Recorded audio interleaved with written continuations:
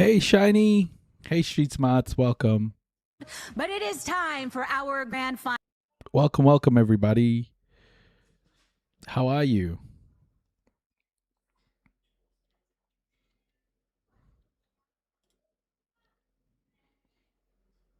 Oh, damn.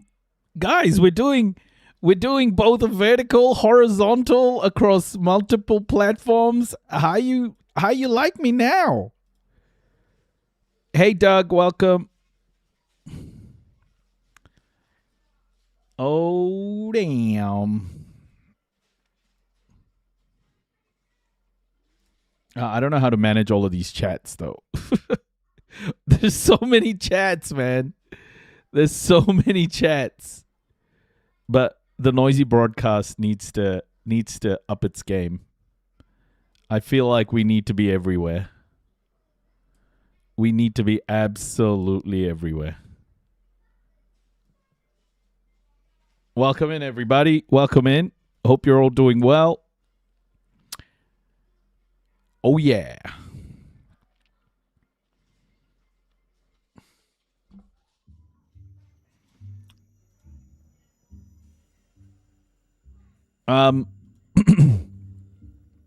We went and saw Ginger today. He's recovering.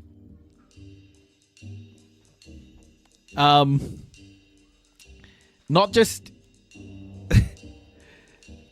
he's not only recovering, but we also got given the culprit. Le culprit. New follower detected. Yeah. Your thumb's in the way, Ams. So he swallowed a little. It's too low. High a little bit. Yeah, there. He swallowed a little. No, too far right. Yeah, there you go. That should be it. Yeah, he swallowed a little bottle cap. A little bit further that way. Yes. He swallowed a little bottle cap, folks. That's what was in his stomach.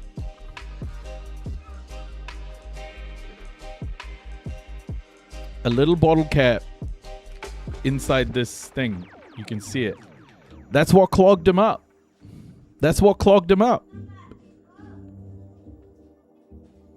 Yeah, I'm glad he's okay too. I'm so glad he's okay.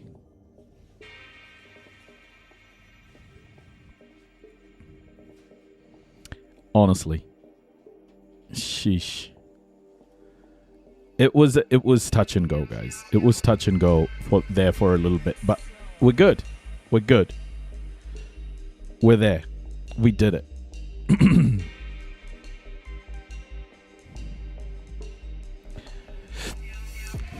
Touch and go. It was a little touch and go, yes. Welcome, everybody. Welcome. Today, thank you for the follow, wine grower of the valley. Welcome. Today, we're going to go over Trump. And Trump collapsed today. Did you guys see it? Did you see Trump collapse? I don't know if you watched the video of Trump collapsing, but yeah, he fell over. What was it? It was a little, you know those bottle caps? Like, you know those bottle caps with the what do you call it? The I'm just doing this. I'm just doing this in a weird way, but it's like the with the sucky top, with the suck top, and they have that little cap, on top, on the sucky top, the water bottles. Yeah, sipping top cover. Yes, that's the one. It's the sipping top cover that he ate, that he swallowed. Yeah, dog will be good, guys. Dog will be good. We went and saw him today. We went for a little walk.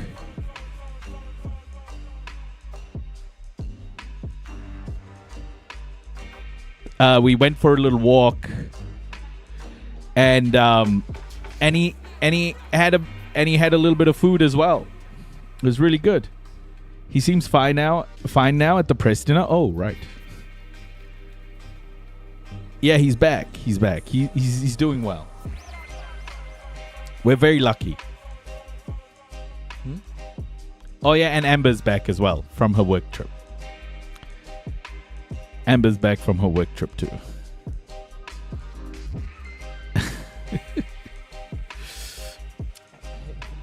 Kafia here? May I please have that kafia? That's fine. Thank you. Am I? Oh, crap. Sorry. Let me just get my kafia.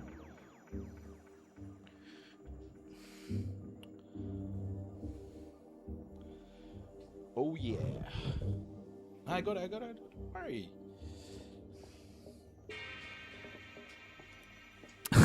I got it. Thank you. Hope your pup's doing well. Yeah, Luna. We also got the thing he swallowed. Yeah, we're gonna keep this one. It was the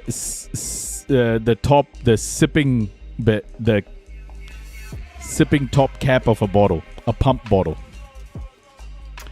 Rightio, let's get into it, folks. Today we're going over the absolute mayhem that Trump is causing right now. And one piece of breaking news you guys have to know. Next to the limo, yeah, he went down. We're gonna have a look at that too. One piece of info you all have to know and understand is because the Houthis have blocked the Bab el-Mandeb Strait now, the Saudis are attacking the Houthis. Saudi Arabia is now attacking the Houthis, and yeah, it's getting pretty bad. So here's Donny Boy falling over. Seasons don't fear the raven, nor do the wind, the sun, or the rain. Be like they are. So he just collapsed.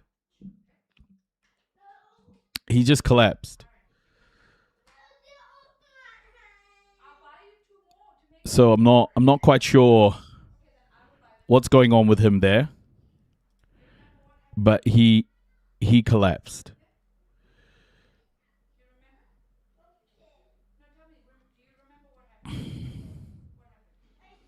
You heard that was AI? I've seen this just now. I don't know if this is AI.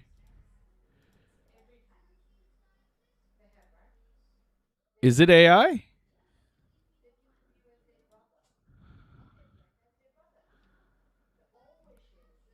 I don't know if this is AI.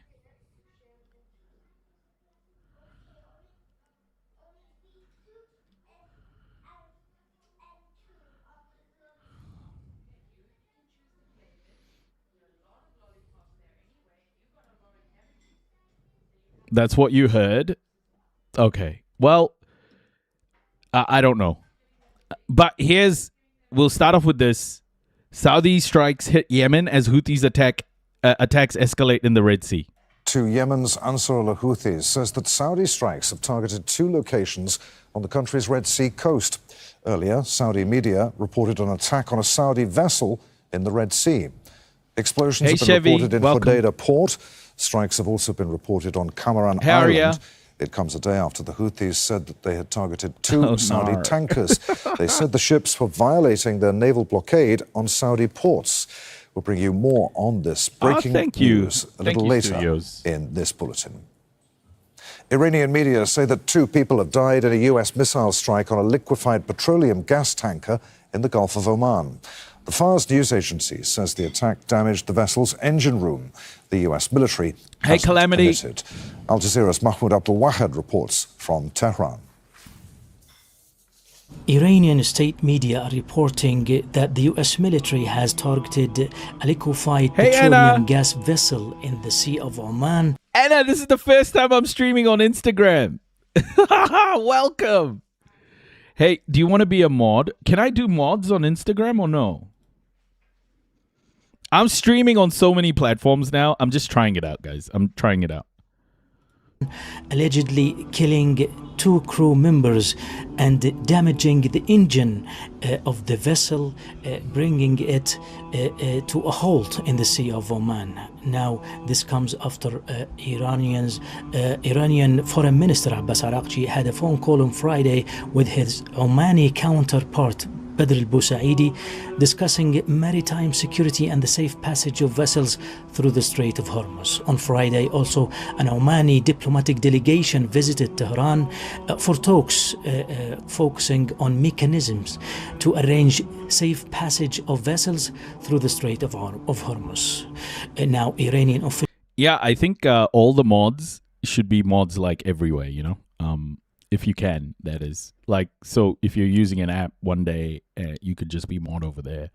Whatever's more comfortable for you guys. Officials have been arguing that the safe passage through the Strait of Hormuz is a sovereign right to both Oman and Iran, rejecting any foreign interference, namely from the United States. We understand that the United States earlier this month has... Oh my gosh, Shiny! You reached a 200 stream streak?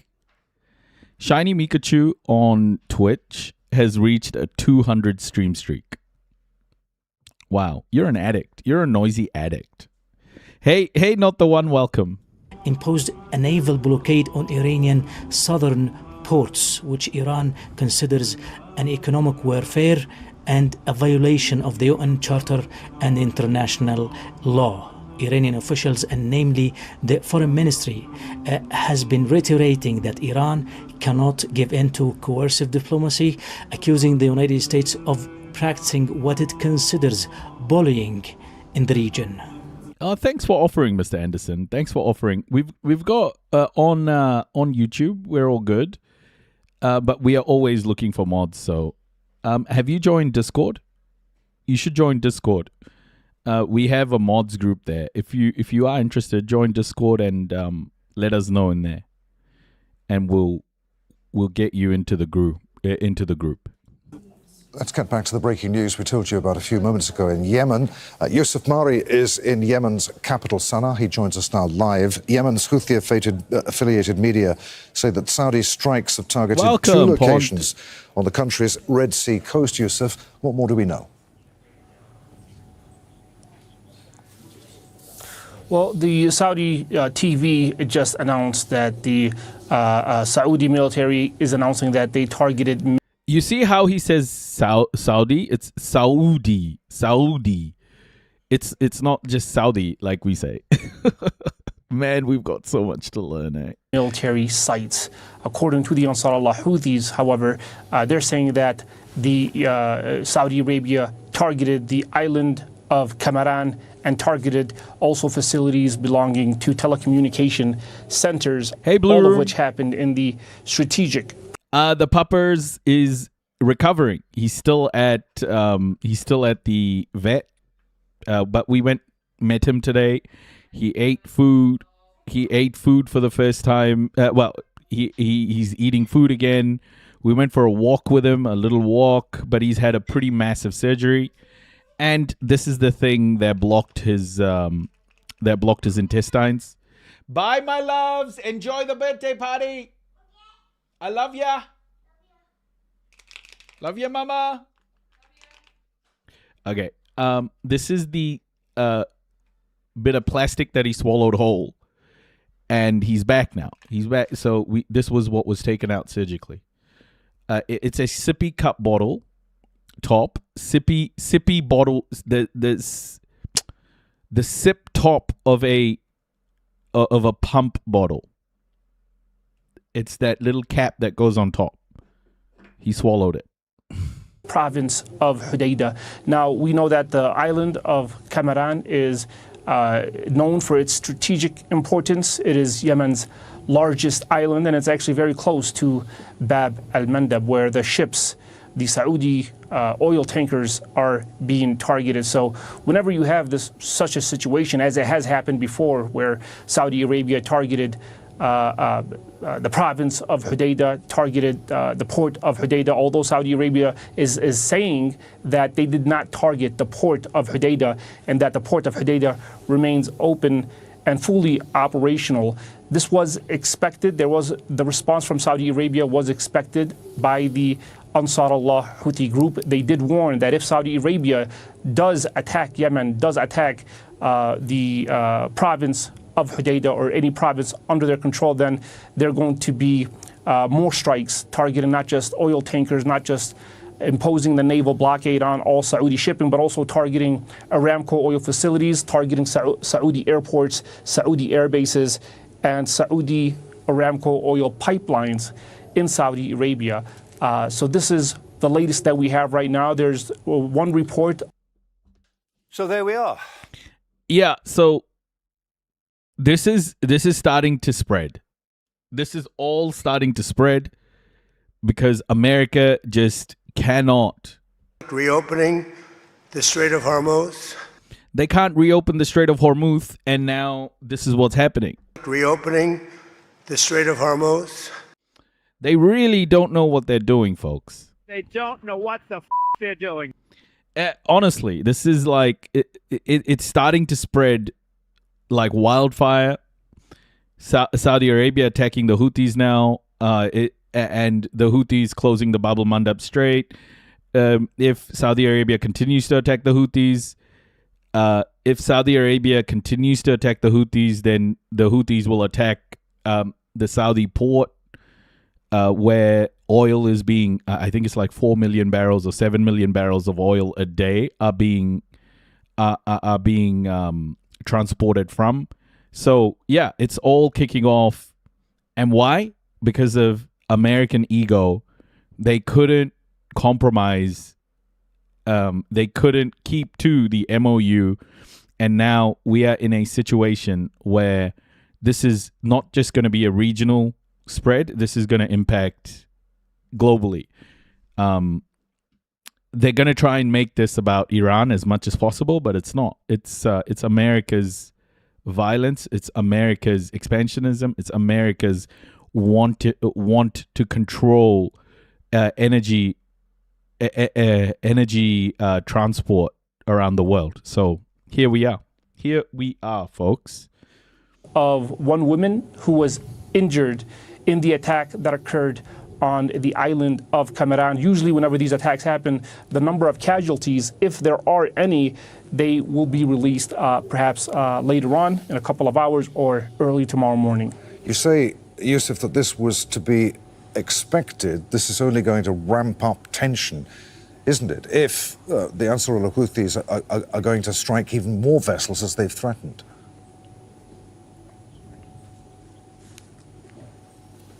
Well, there's a number of options, and I think that it's almost the same strategy that was applied and executed when the Ansar Allah Houthis announced the blockade on all Israeli shipping. It started off gradually by just not allowing Israeli-linked ships to cross Bab el-Mandab, but then it escalated to targeting Israeli shipping, whether it was in the Red Sea, the Gulf of Aden. They even targeted Israeli-linked vessels in the Indian Ocean. And this is exactly what we Similarly, the pathetic lecturing of Europe and Australia, others about forced labor. Yeah, exactly, Winegrower.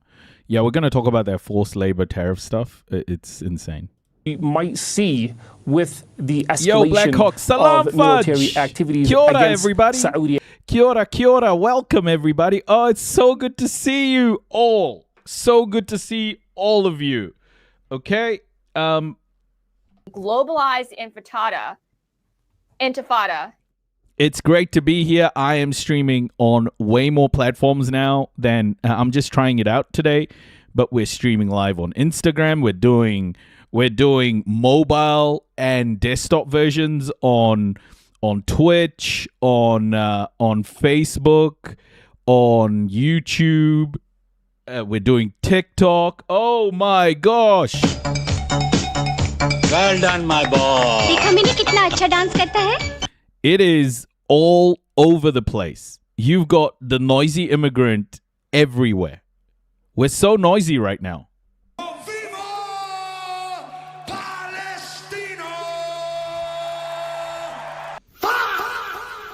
We are going global. More global than we were, folks. Way more global than we were. Are you ready, kids? Aye, aye, Captain! I can't hear you. Aye, aye, Captain! It's exciting. It's exciting. It's great to have you here. Kia ora. We love all of you. Thank you so much for being here.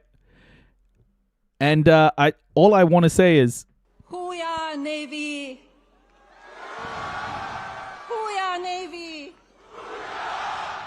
Hooyah, Navy! so let's get back into it. The assets, whether it's at sea, whether it's at land, whether they are targeting Saudi Arabia's most precious Facebook, jewel, Twitter, yeah. the Aramco oil facilities. The main target here, make no mistake about it, is Saudi Arabia's moneymaker, the oil exporting industry. That's 5 million barrels from Saudi Arabia that's being exported on a daily basis. And the Ansarullah Houthis have taken that asset away from Saudi Arabia. You knew that there was going to be some type of response from Saudi Arabia. A lot of experts were talking about perhaps engaging with the Ansarullah Houthis in negotiations in Oman. As we know, there is a delegation of Saudi and Ansarullah officials in Oman. They were supposed to talk, negotiate in order to de-escalate the tensions. Unfortunately, from what we are seeing today, those negotiations are not bearing any fruit, and most likely this is going to result into a sort of back and forth where you have Ansarullah Houthis targeting Saudi Arabia at sea, but now also targeting them, where it's going to hurt. And this is according to the statements issued by the Ansarullah Houthis. This is according to the leader of the Ansarullah Houthi, Abdul Malik al-Houthi. And this is also according to many Ansarullah Houthi officials who basically sent the message that they want the war to escalate. They want to target more Saudi assets. And it looks like it's not just going to include imposing the blockade. This is going to perhaps lead into a full-scale war between Saudi Arabia and the Yemeni group, just as it happened in from 2015 to 2022. Okay. It looks like history is going to repeat itself unless negotiations can de-escalate. But Yusuf Murray reporting live there from Yemen's capital, Sanaa. Many thanks, Yusuf. I think he was listening, but he just didn't want to stop talking. Okay, let's also understand what's happening with Iran, as Donald Trump calls it, Iran. Hello, I'm Christian Fraser. This is Hi. the Iran War Today, our regular update on events surrounding the US-Israel war with Iran. Oh, yeah? Let's start with Thank some you. of today's key developments. The US military has carried out a 13th consecutive night of attacks, targeting command centers and drone storage sites in the south of the country. You know what Trump should do? He should kiss my ass. What's happened here? What's happened? I mean, have we got any new have we got any movement in the Strait of Hormuz? No. What are you doing, Trump? Reopening the Strait of Hormuz. It's not going to work, folks. You can't bomb your way out of this. Donny Boy is failing on a massive scale. Why is he trying to do this again and again? Well, it's his ego, okay? He's got a big ego. He can't concede anything. And unfortunately, if he wants to have a deal with Iran, he will have to concede. So he doesn't want to. He just doesn't want to. His ego isn't letting him. He should kiss my ass. In response, the IRGC said it attacked US interests in Jordan and northern Kuwait and had targeted a surveillance tower used by the US Fifth Fleet in Bahrain. Tehran has threatened further attacks on air bases used by US forces, including those in the UK. The Ministry of Defence says the UK stands ready to defend itself. Donald Trump. How's Ginger? Yeah, we went and saw him today in the hospital. We've got the foreign body that he had swallowed. It is a sipper bottle top he swallowed whole, and this is what was extracted from the sipper from his intestines. He's eating again. We took him for a little walk, but he's still there. He's got his little he's got a little drain bag as well attached to him. But yeah, we got to see him today. He's doing well. He's recovering. He's on a good course. But a few days, there's another few nervous days, obviously, while his stitches and things heal. But we'll get through it. Thank you for asking. Trump says he holds Iran accountable for attacks launched by its Houthi allies on the Bab el-Mandeb choke point in the Red Sea. Brent crude has now gone back above $100 a barrel. It's high. Oh, Brent crude above $100? What the hell is the price? What is the price, everybody? Oil, crude. Let's check the crude oil prices. Oh, 96. 96? You like my voice? Oh, thank you, Brick Supremacy. 96, everybody. It's high. It is very high.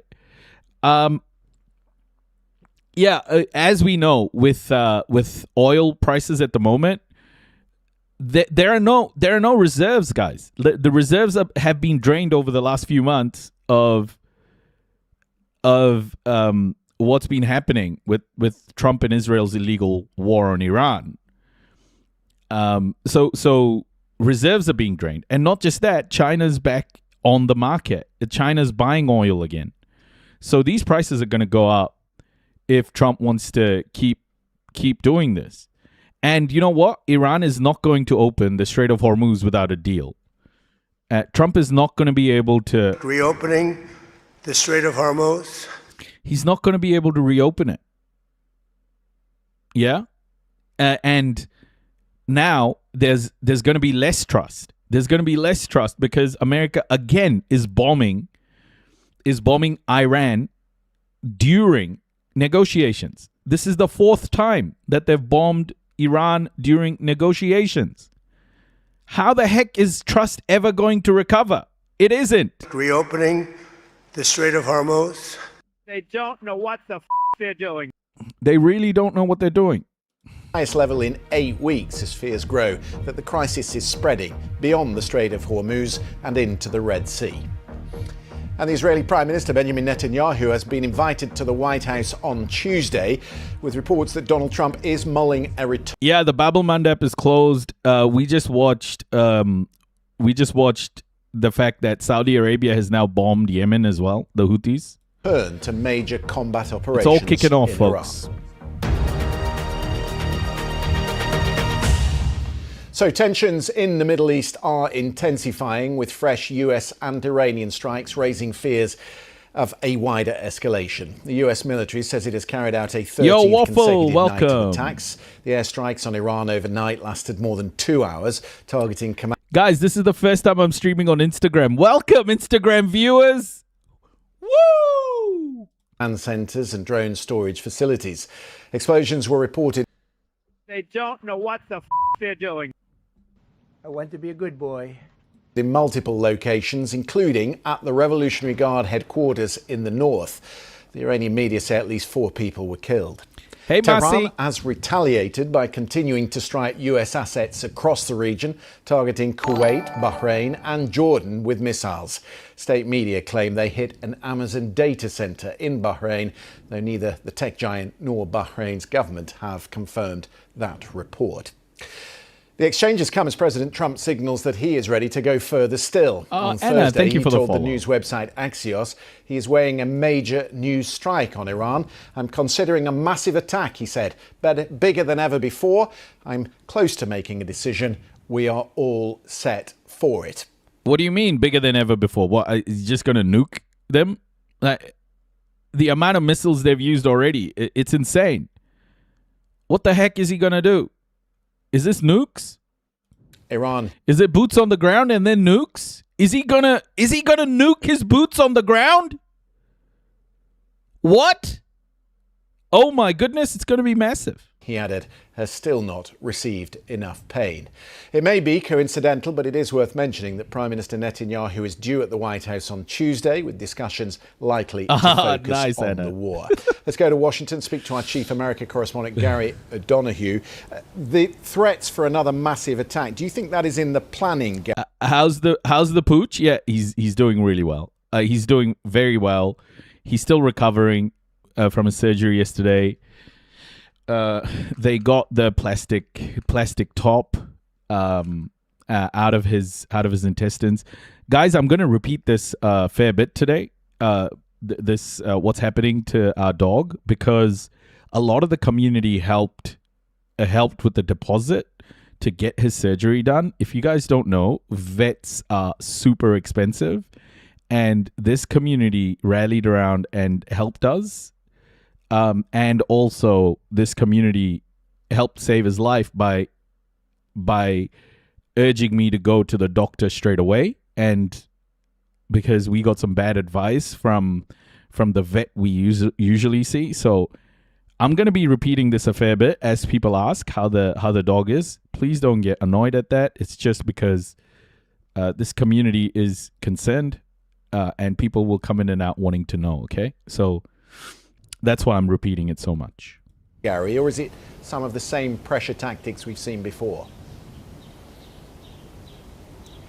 It's quite difficult to tell, because the president, as we know, can kind of freewheel and riff on these sorts of things at will and at whim.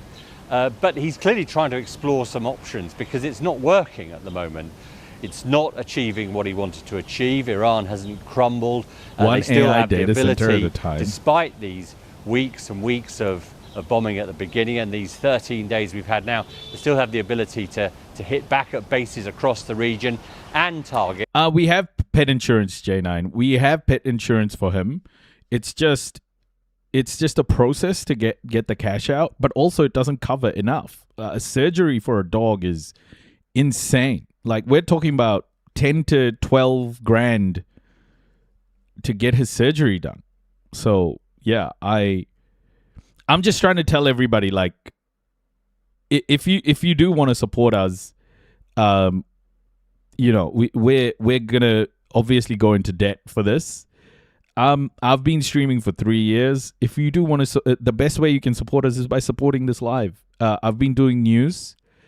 I've been covering so many different areas, and we have so many viewers now. The best way you can support us is by subscribing, guys, is by becoming part of the crew. If you find what I report useful, then subscribe. It helps with everything. This is what I do. This is what I do. Inform people, amplify marginalized voices, and, you know, contribute towards a more equitable world for all. So if you truly want to help and you enjoy the content, just subscribe.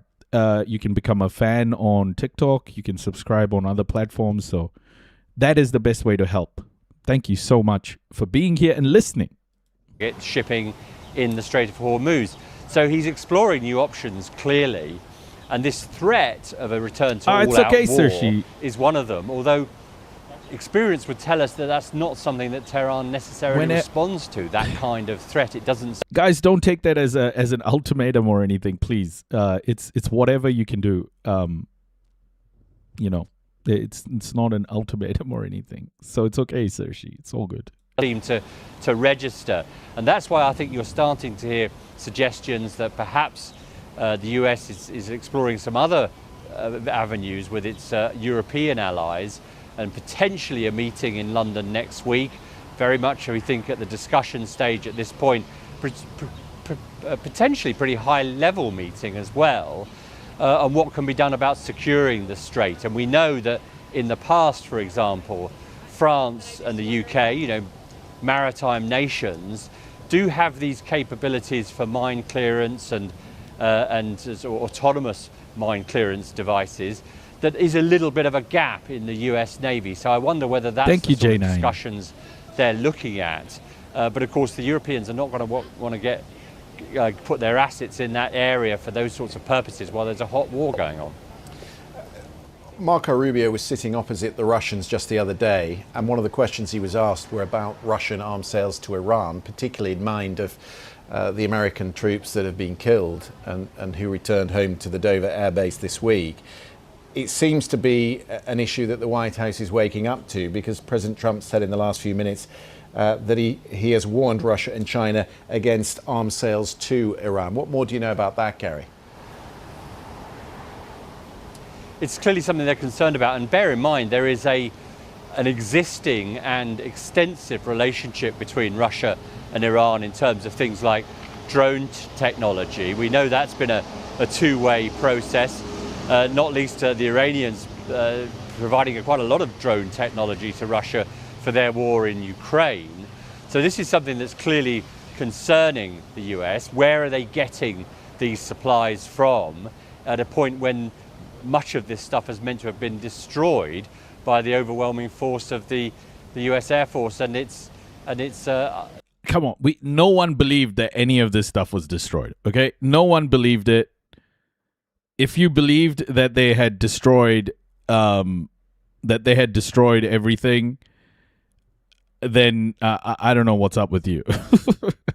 How do you think they destroyed any of this, guys? We knew. It's Navy too. So there's clearly some concern here in Washington that there is a back door that is allowing this stuff in. And that's why I think you're hearing today, in the last couple of minutes, that is, from the president, warning against that and this cooling of relations with Moscow more generally.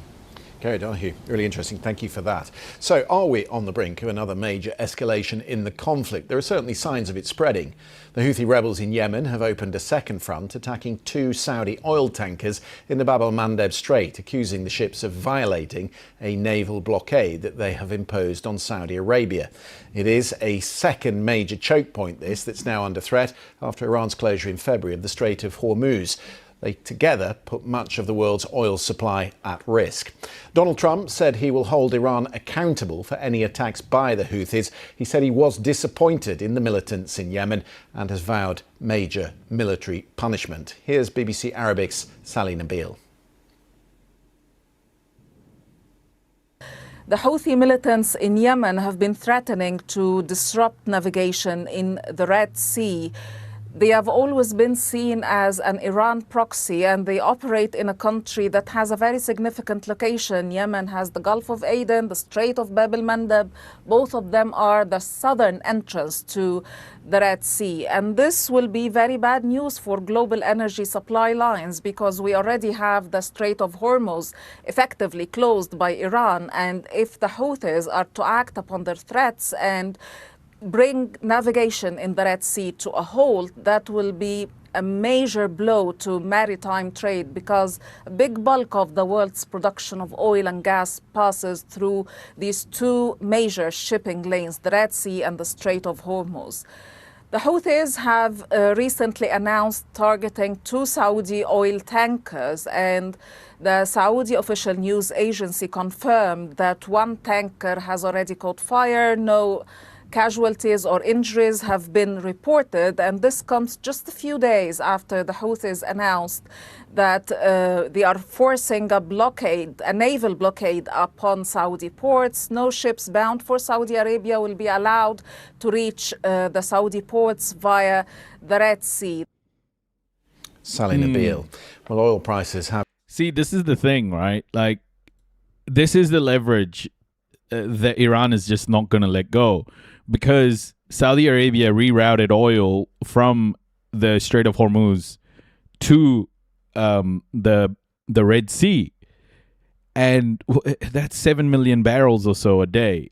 If the Houthis come online, well, they are online now.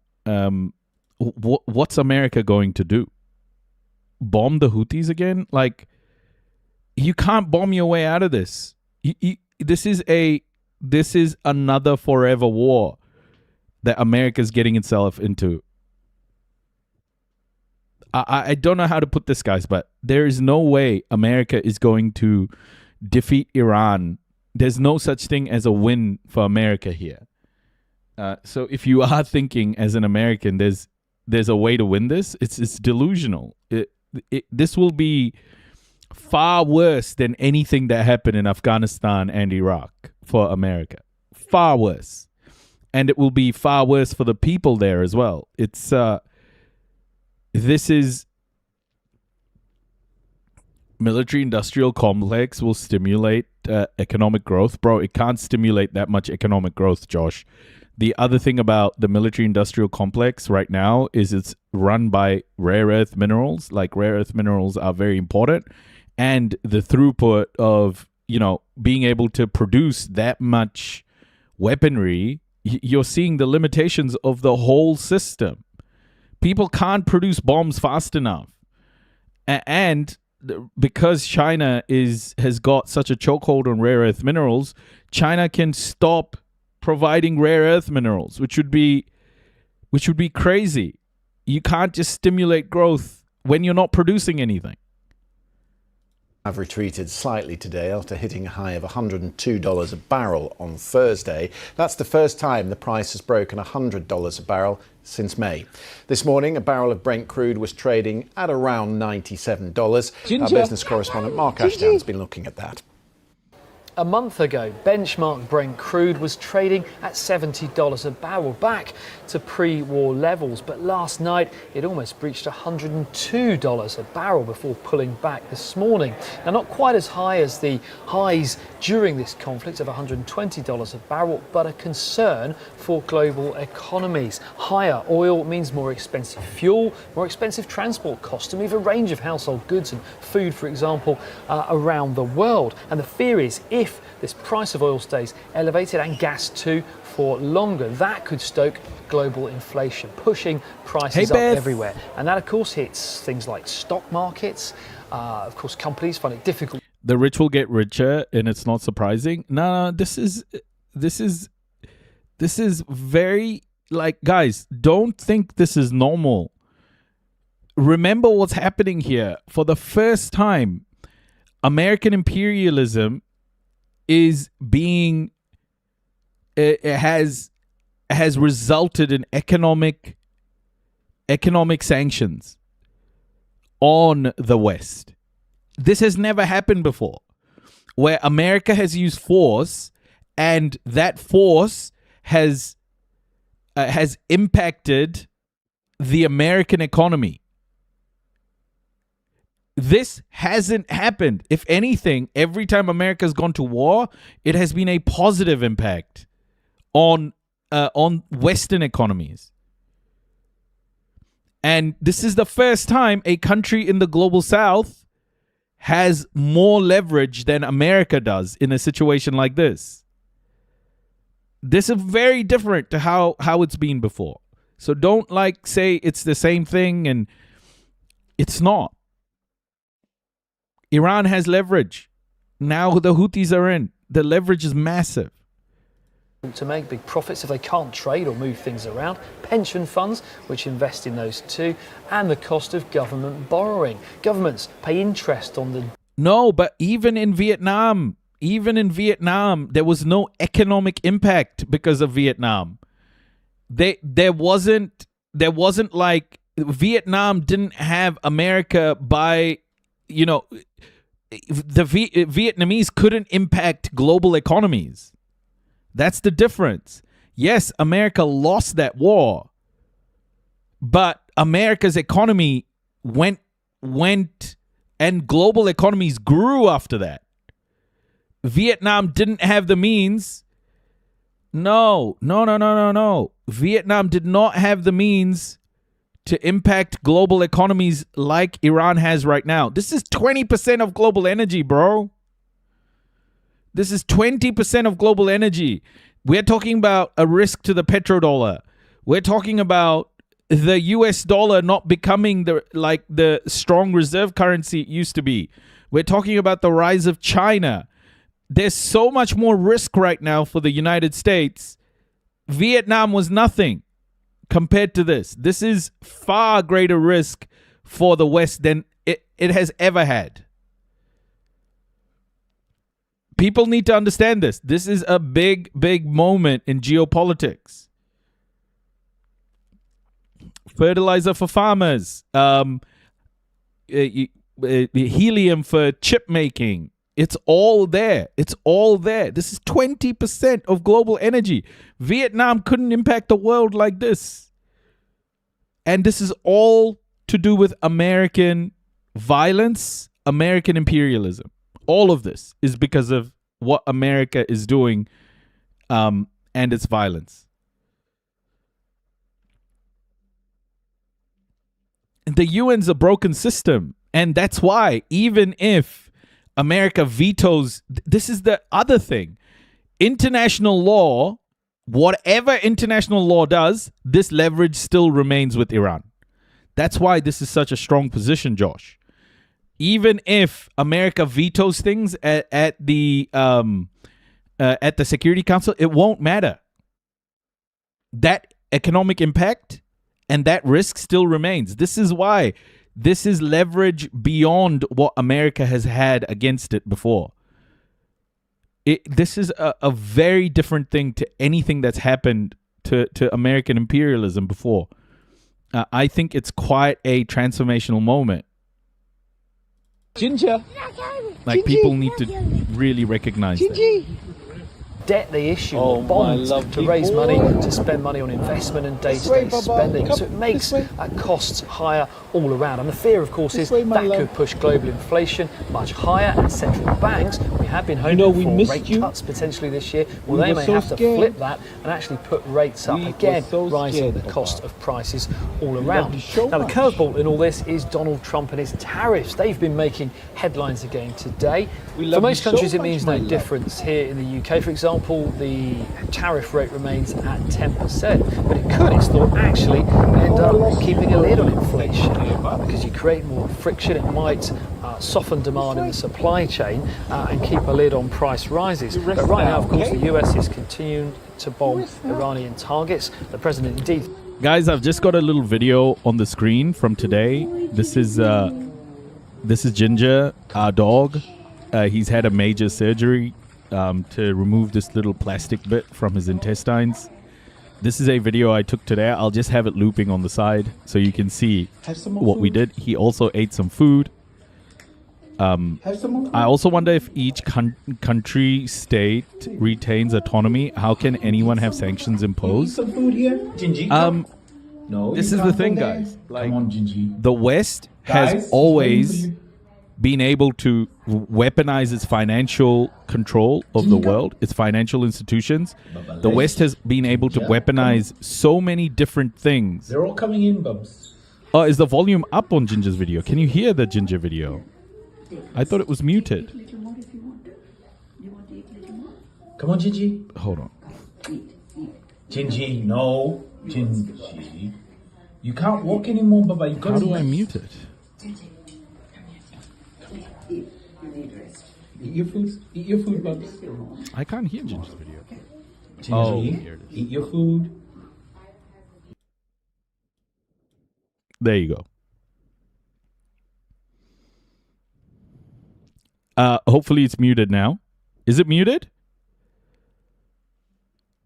Threatening a massive attack potentially over the coming days. Iran is retaliating.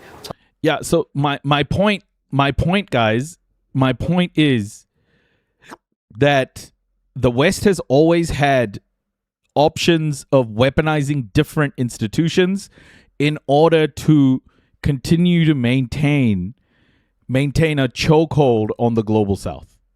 Always. The West has always done this. Whether it's weaponizing institutions like the IMF, whether it's weaponizing institutions like the World Trade Organization, that's how the West maintained a lot of its power post-World War II, right? What they call post-colonial times. But colonization really didn't go away. It just changed models through capitalism, right? They launched institutions like the IMF after World War II. They created models like globalization, which ultimately deindustrialized the West. All of these sorts of things are very important concepts to understand, because that's how the West decided it would continue to extract wealth from the global South and centralize it in Western nations. But what's happened now is, even if they weaponize those same institutions like they have done with Russia, like they have done with Iran for so long, and now Trump with the tariffs, he's trying to do the same, it doesn't matter. It isn't having the impact that it used to. It's still having an impact, but it's losing its effectiveness. You know, this is the point. This is a moment of real transformation in the world where Western sanctions and Western aggression isn't having the same impact that it used to. 600 years of colonization to build all of these extractive systems that we still have in place today are losing their impact, which is an incredible moment if you think about it. And the Strait of Hormuz, Reopening the Strait of Hormuz. the Strait of Hormuz has become the catalyst. To be honest, China and its grip on rare earths has been a bigger catalyst. But right now, this moment, with what Iran is doing with the Strait of Hormuz, is incredibly effective. Seize the means of production from the owners. Yeah, that's what's happening. And you look at the protests in India as well right now, the massive protests in India. The West is the West is sweating, man, because the global South is truly looking for self-determination, and that's not good for Western hegemony, because self-determination for the global South means higher production costs for capitalism, which means lower profits, and the West can't live that way. Targeting US interests in the Gulf. Indeed, it says it's bombed an Amazon facility in the region for a second time, although that's not been confirmed by the US side. So no sign really of either side letting up. And the longer this war continues, everyday prices are highly likely to keep rising. Thanks to Mark for that. Well, the Iranian leadership say any country assisting the US in an attack on the Islamic Republic will face consequences.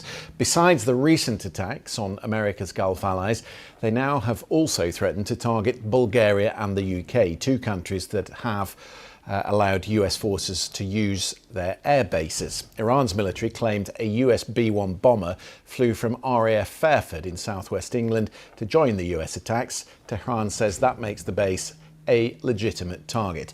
The Ministry of Defence says the UK stands ready to defend itself. Well, let's bring in Burnham, the Northern Zionist. Yeah, it's looking like it, eh? It's looking like it. We knew, though. We knew Burnham wasn't going to be any different. He's actually turned out to be worse. In BBC Persian's Kashaya Janedi, good to have you with us.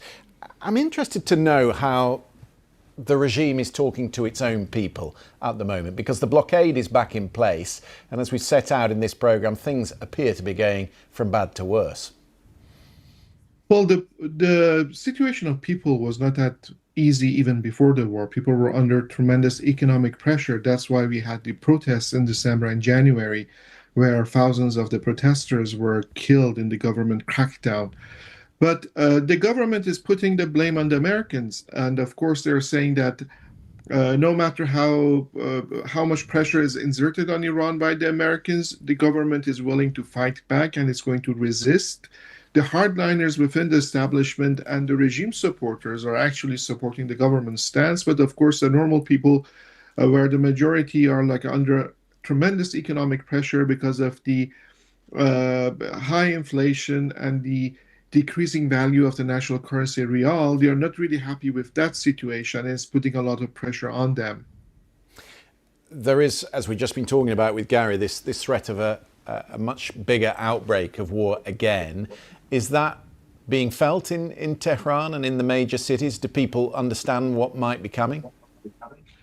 If you check the Iranian users on social media like X, you'll see that every night they're reporting like hearing explosions in the places that are under attack. And sometimes people will mistake some sort of like anti-airgun craft with like air attacks. People are really, really, really worried about this outbreak. So far, the new round of violence between Iran and the US has been mostly limited to the southern coasts of Iran, but there is always a danger of expansion within the country, other cities, other places, as President Trump warned the other day that the U.S. will hit Iranian... Asia and Oceania's point, which will erupt, in my opinion, is Taiwan. So a lot of the viewers on this channel know my checklist for saying that World War III is well and truly underway, and that is Ukraine-Russia is happening, tick. Israel-Iran happening, and look, America, Iran, Israel, Iran, same shit, so tick. And China-Taiwan happening at the same time. If all three of those things are happening at the same time, we are well and truly in World War III. The reason, I wouldn't go as far as to say we're already in World War III is because the second largest economy in the world isn't on the front lines. It isn't on the front lines. And how can you call it World War III if the second largest economy in the world, China, isn't on the front lines, you know? So until that happens, I don't think we're in World War III. Hey, Junie, welcome. I'm good, thank you. How are you? Power plants and bridges in other parts of the country, including in and around Tehran. So people are concerned about that. And with this, Salam, Jujus. This danger of the expansion, people are more concerned that now already Iran has been fighting with the Americans in the region. They're hitting bases in the Persian Gulf. Trump just said live that Caroline Leavitt can be very nasty sometimes. Fuck, bro, that guy. Someone needs to stop him. Yeah, that's him, Jujus. States. Today, the Wall Street Journal was reporting that jets from Bahrain and Kuwait had attacked Iran previously in secret missions, and now Iran is threatening the UK and Bulgaria. Of course, UK is not within the range of Iran's missiles theoretically, but the United Kingdom has interests in the region that Iran could target, places like UK bases in Cyprus and also Diego Garcia. Kashaya Janady, thank you very much for that. Well, the fact that Netanyahu is due in Washington next week, partly to attend the late Senator Lindsey Graham's funeral, could suggest no major escalation is imminent before then. But in the past rounds of this conflict, both the US and Israel have used high-level visits as cover, timing statements about diplomacy to mask preparations for further strikes. So what do we know is that Trump is weighing a far bigger offensive. The meeting with Netanyahu next week then could prove decisive. With me to discuss it all is our world news correspondent Joe Inwood. Joe Inwood. Was Bob Outward missing?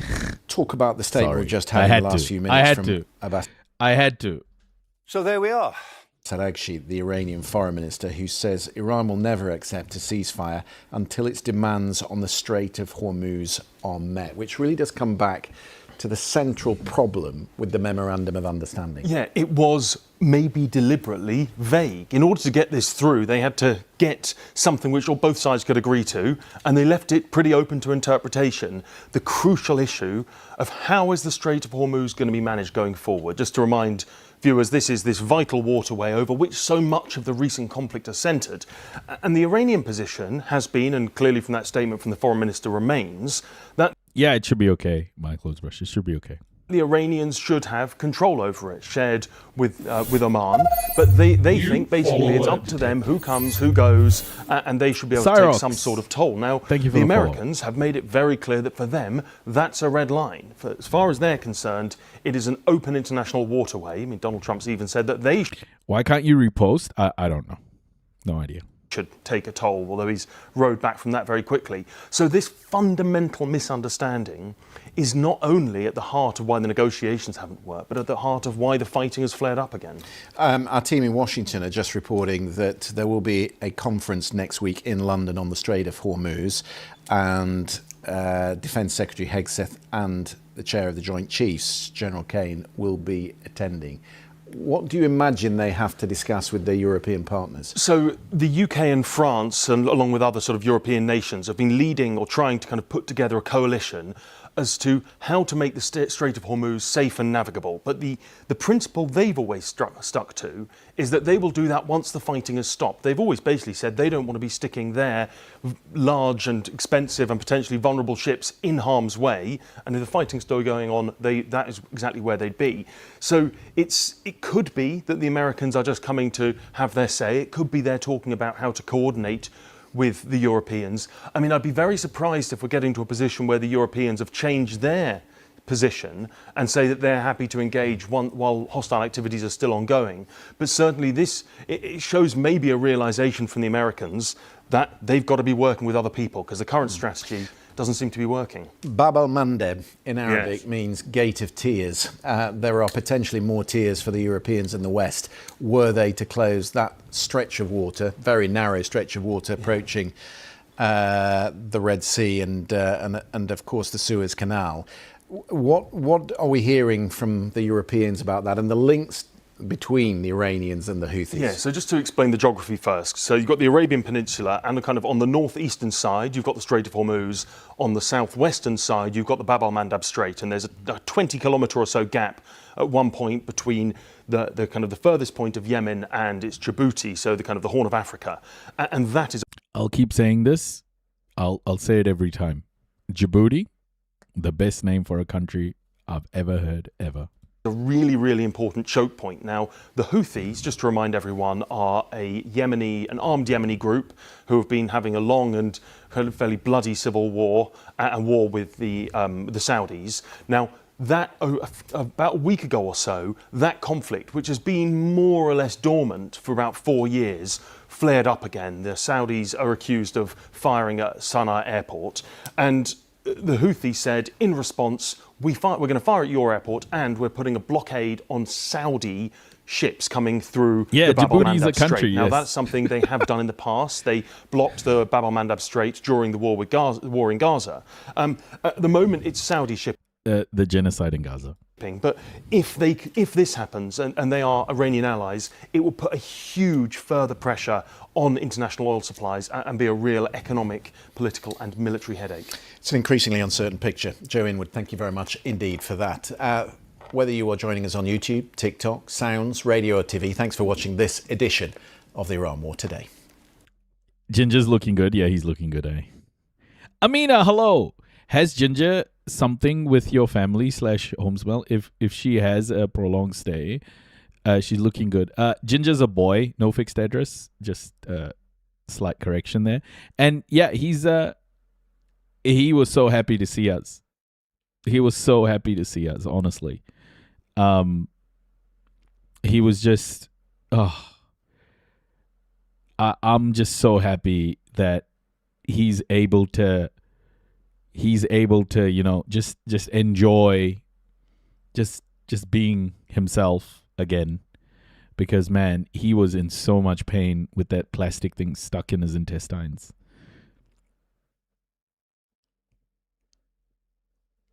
Yeah, he's very happy. He's very happy. He even eats in the video that I took. He has yeah, look, he takes a little snack as well. He's back. Surgically enhanced Ginger, yeah. Oh my gosh, he was so happy to see us. I'm just, yeah, I can't wait to bring him home. But the first few days are going to be really tough for him, because we're going to have to keep him as much as possible in his bed. He can't move around too much. He can only go out for pees and poos and stuff like that. But he has to take care of his, and he's going to have his cone on his head. He has to stay away from his stitches on his tummy. He's got a huge, they cut all the way through. So yeah, he's doing well. He's doing really well. Our boy. Incredible. Okay.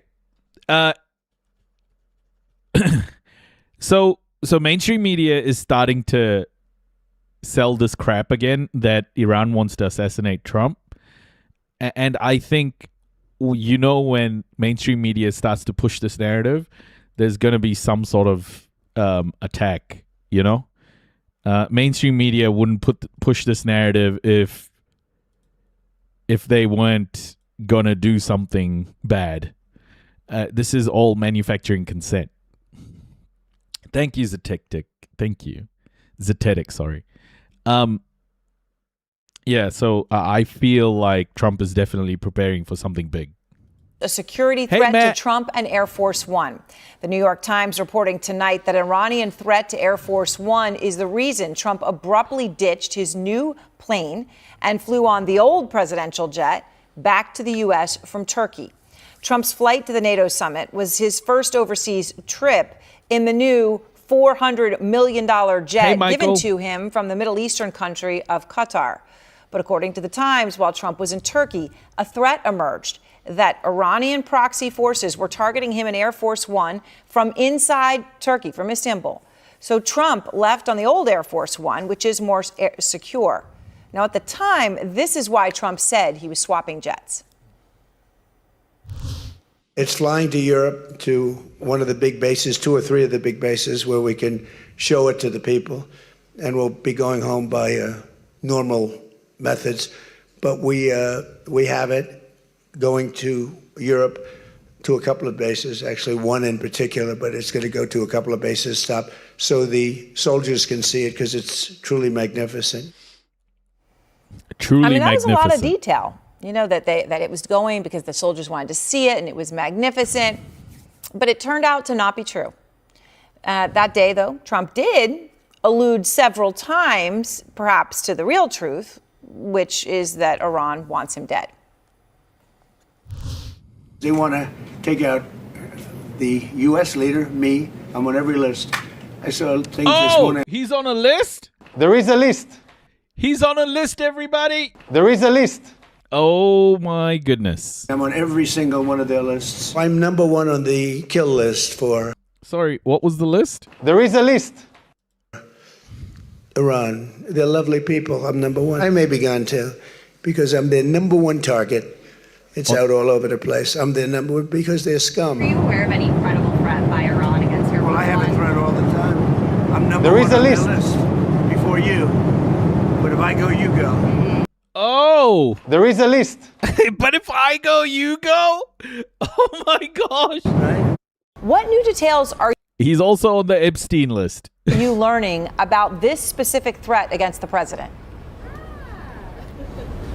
Yeah, Aaron, thanks for having me. And what we have learned is that there was a specific credible threat that U.S. officials identified from an Iranian proxy group targeting President Trump and Air Force One from inside Turkey. So this was what caused that swap in planes, a very specific threat that officials determined was credible, causing this switch, which has obviously created a lot more questions about the security of the Qatari jet that has been serving as Air Force One.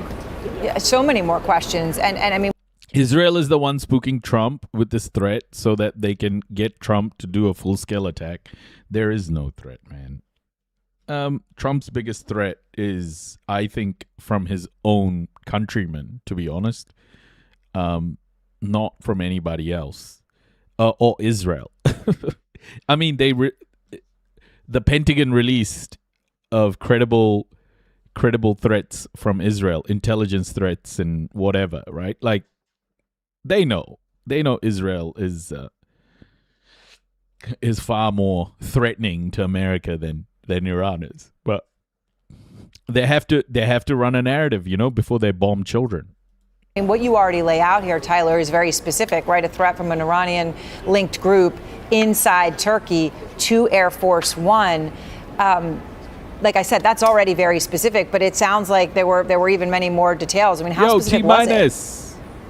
Of course, this was the first international trip he took with this new Qatari donated plane, and so it has raised questions about the security systems on that plane, which had already been raised months before the president even took his first flight.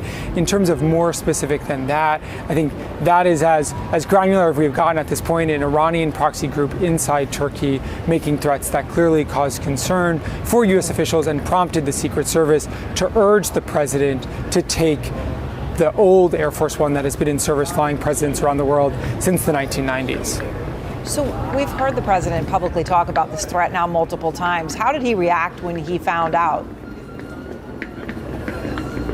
Yeah, what we know is what we saw in public from the president. The president was told about this, and obviously the change was made. Publicly, the president said it was because he wanted to send the new Air Force One to a military base in England to show it off for the troops. But it was clearly on the president's mind throughout the day at the NATO summit earlier this month.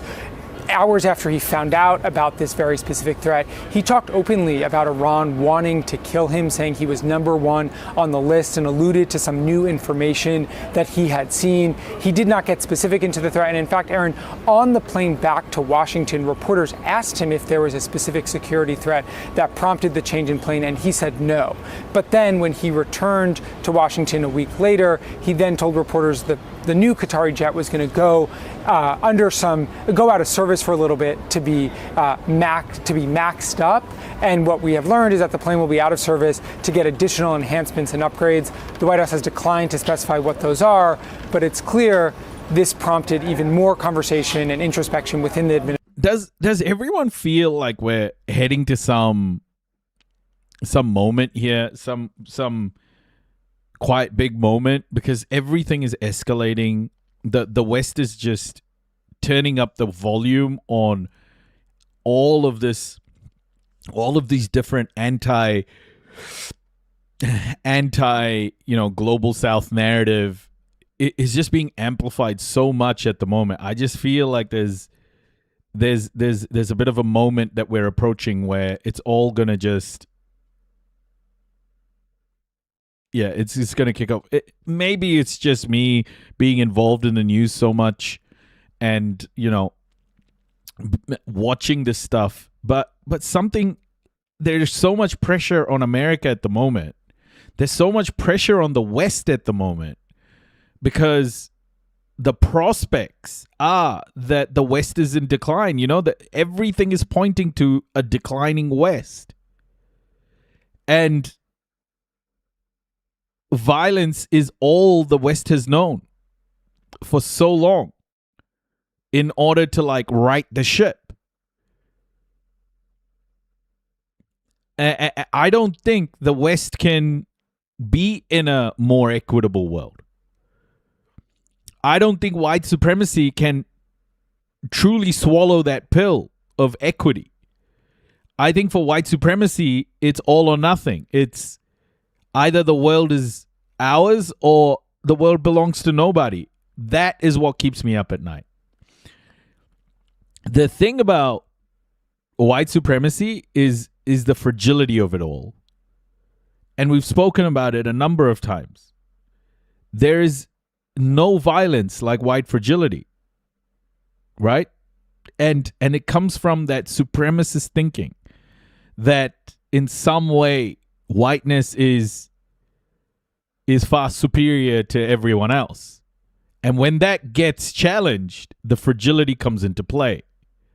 And I think we're in that moment right now where we're going to see a lot of violence, much more than we've seen, as whiteness and the West will use violence to kind of gain some of its lost ground back. But I don't think it can. I don't think the West can bomb enough to gain that back. I think it's declining at the moment. So, yeah, I feel like we're coming to some moment here where there's huge risk for everybody because of the West's decline. Administration about the safety and security of the presidential aircraft. All right, Tyler, thank you very much. I appreciate your time. Thanks so much for having me.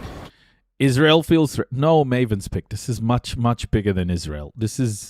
Israel is one piece of the puzzle here. This is America and China jousting for supremacy. This is the West trying to stay relevant. This is much bigger than Israel. Israel is one piece of the puzzle here. It's not just Israel. And out front now, Colonel Cedric Leighton and Iran expert Haleh Dagris. I appreciate both of you. Colonel, let me just start with you. You hear Tyler's reporting Iranian proxy group inside of Turkey. Okay, and it's obviously specific, right, to whatever aircraft the president's Jordy on. Darwin, One thank of you for them the was follow. secure, one of them was not. So what do you think that means in terms of what this strike could have been? And what do you make of the fact that Trump had traveled to Turkey on the unsecured jet to begin with? Yeah, that's very interesting, Aaron. I think we're seeing here is that there was clearly a perceived increase in the threat level against the president from these Iranian proxy group or this Iranian proxy group, depending on exactly which entity it is.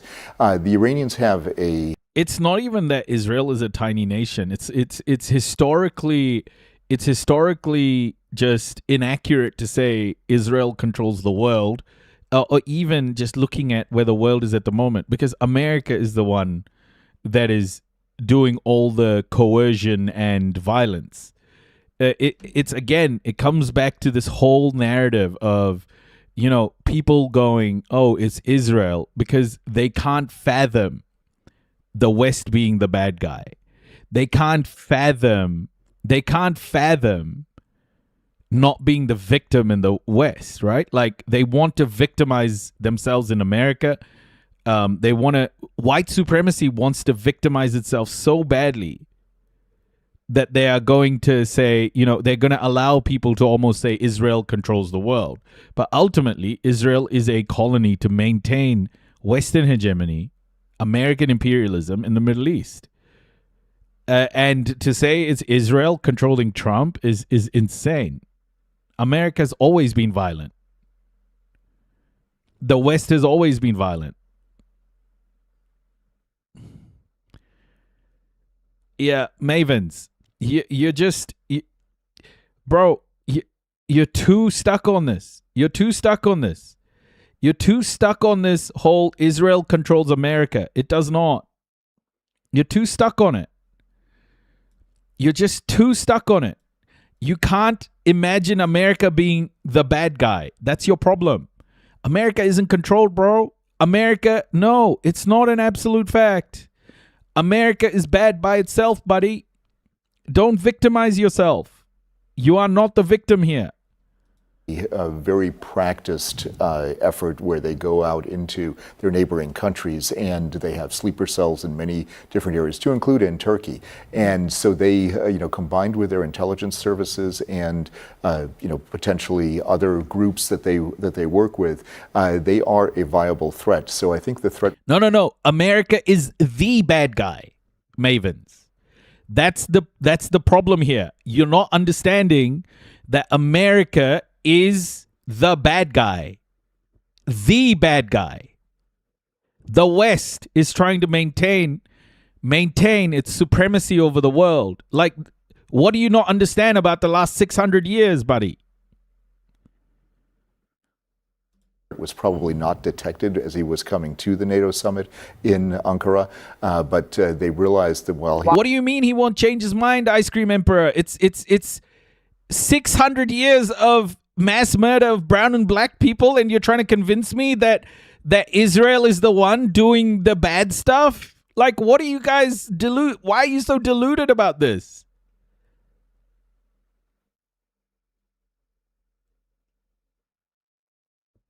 Like, is that all you can do? Draw like smiley faces? Is that all you can do is draw smiley faces? Like, engage in good faith.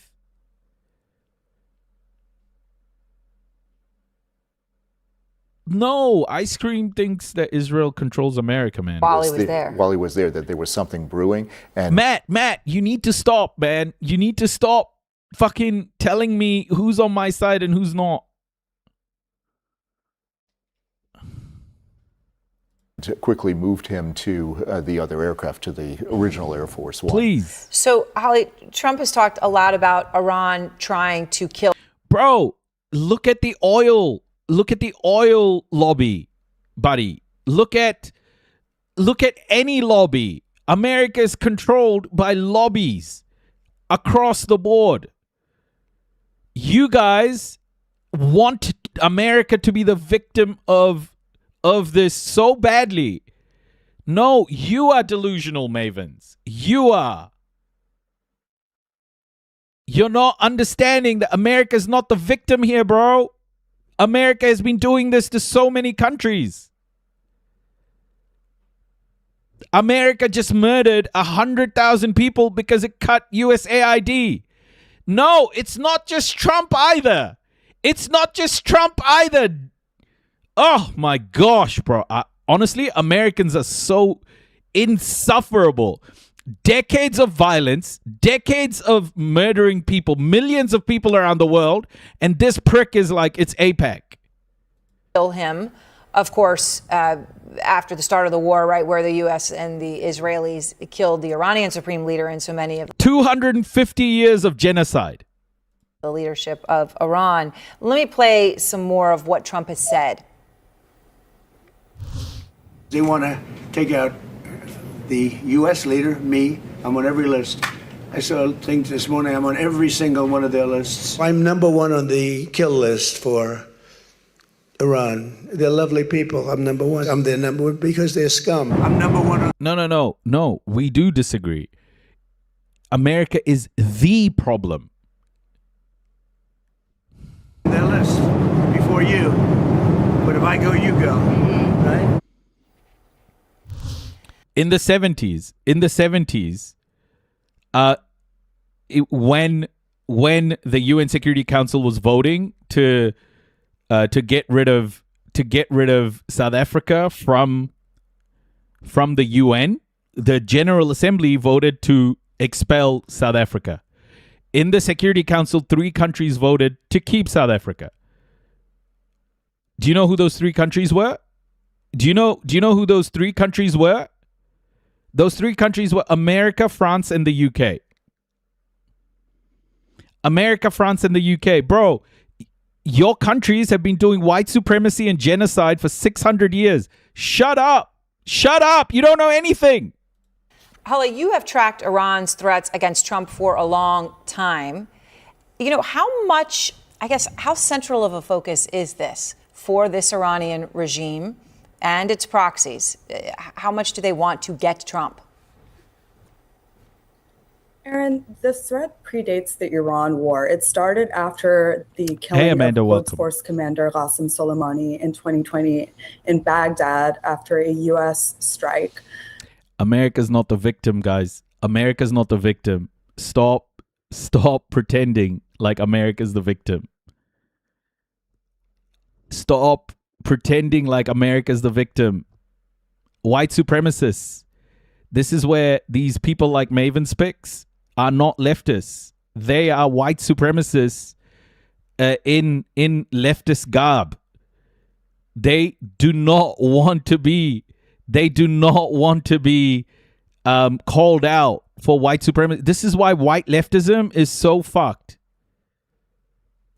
And that threat has grown over the years. It's not just President Donald Trump. He's got dozens of former U.S. officials, including National Security Advisor John Bolton, Secretary of State Mike Pompeo, Special Envoy for Iran Brian Hook. 2 of those, Bolton and Pompeo, had foiled plots against them. And so this predates this war, but we've been hearing a lot more rhetoric actually coming. That Maven Spick mofo is going to say that the British were controlled by the Jews when they decided to murder 100 million of my ancestors. Bro, they've been doing this for generations. What the fuck are you on about? From Tehran, especially during Supreme Leader Ayatollah Ali Khamenei's funeral just in recent weeks. The mouthpiece of the Supreme Leader, Kayhan, actually put $100 million bounty on his head just 2 weeks prior. So this is not something new, but it's becoming more present because of the Iran war.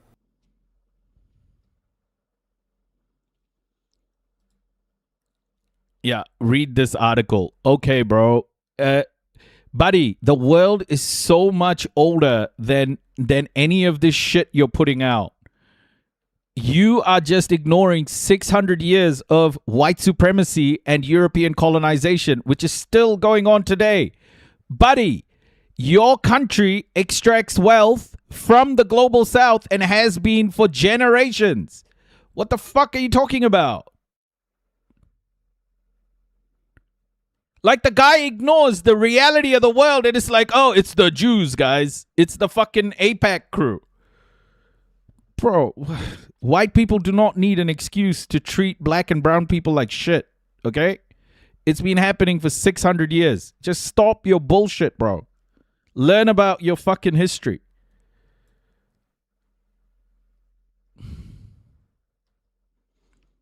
Yeah, because I know what you mean, Ice Cream Emperor. You cannot, you do this. You do this. You do this. It's the old trope. Zionists control everything when they don't. Do you know where the Zionists control everything came from? From the narrative of the Jews control everything. You just swapped out the Jews with the Zionists.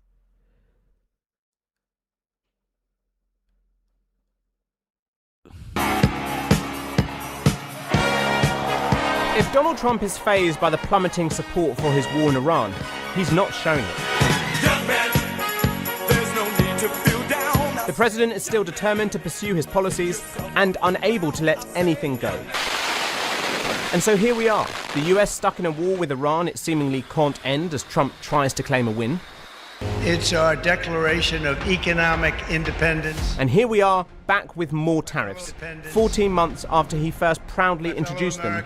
No, the core issue is white supremacy. The core issue is white supremacy, buddy.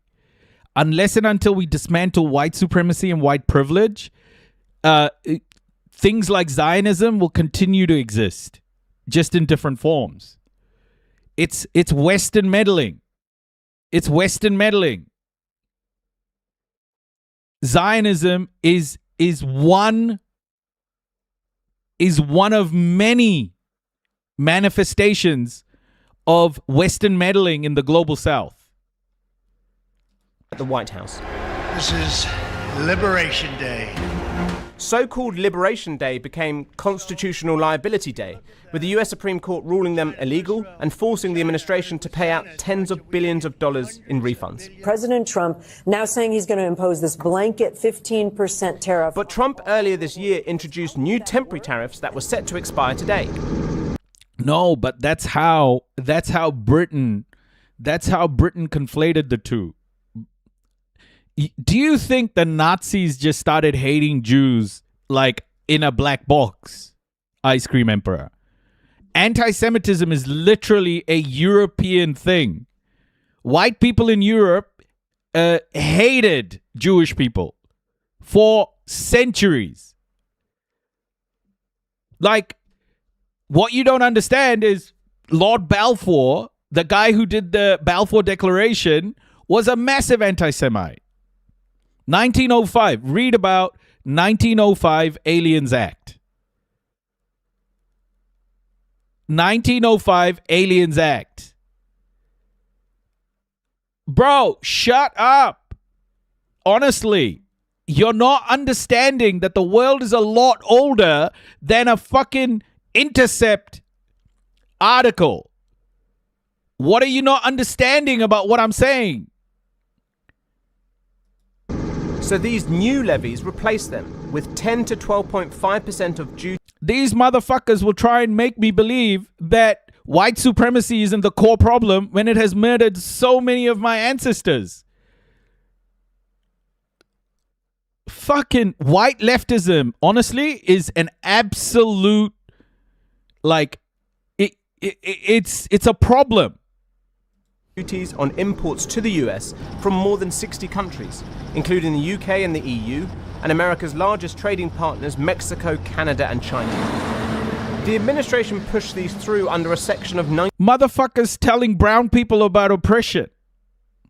1970s Don't trade lecture law, me about claiming this it's shit, because bro. these nations have failed to prevent forced labor. That received a blunt reply from the European Union.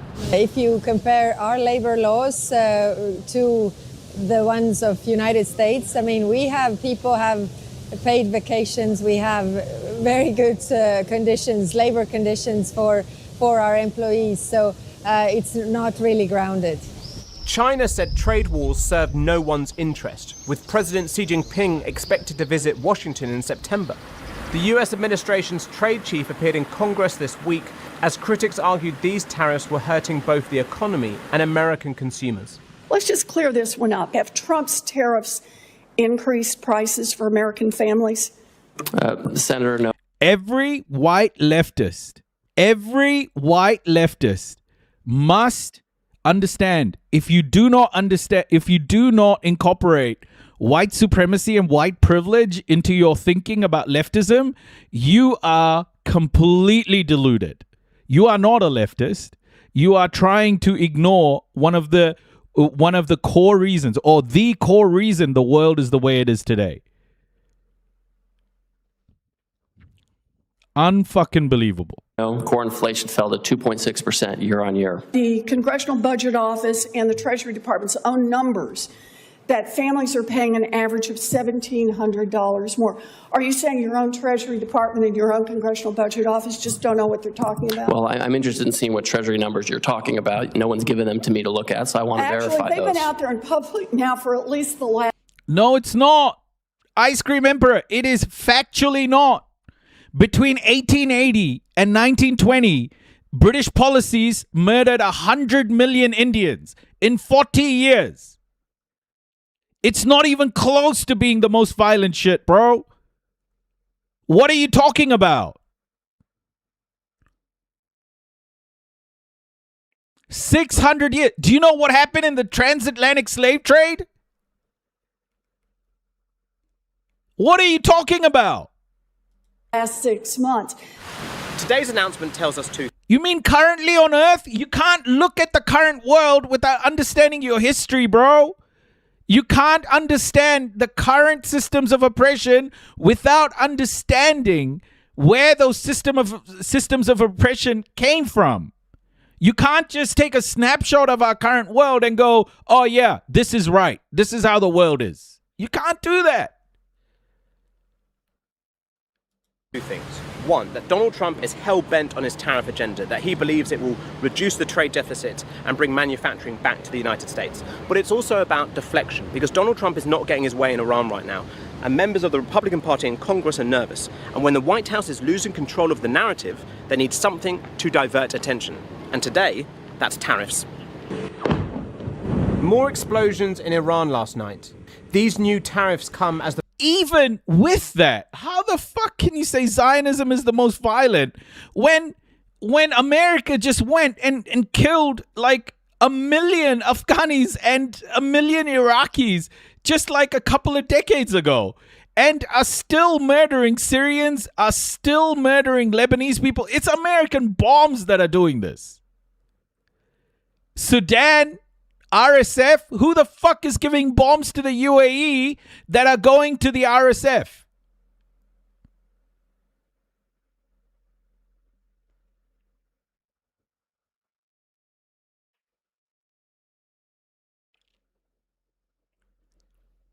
Zionism is a symptom of white supremacy. White supremacy created Zionism in its current form. If it wasn't for white supremacy, Zionism would not have the influence it still has. Remember who's protecting Israel at every UN Security Council meeting. Who's protecting them? The European Union is the largest trading partner with Israel. Not a single sanction. Yeah, it's Zionism controlling their politics. That's why they're doing it, right? The price of oil is rising amidst the ongoing war. President Trump has threatened escalation, but his warnings have done little so far, with Tehran reportedly rejecting proposals for new talks. The impact is really uncertainty, and that stifles investment, that stifles employment, whether it's dealing with the Iran crisis and the impact from that on supply chains or the tariffs. Certainly, I think it creates a lot of uncertainty and doesn't put business in a good space. The reason why the world has woken up right now in this moment, especially a lot of brown and black people, is because we now are starting to understand what Europe did to our ancestors. Okay, we are starting to connect the dots. We are starting to connect the dots that this is colonialism in action. This is white supremacy in action. We're seeing what they did to our ancestors in real time. We understand it. We understand it.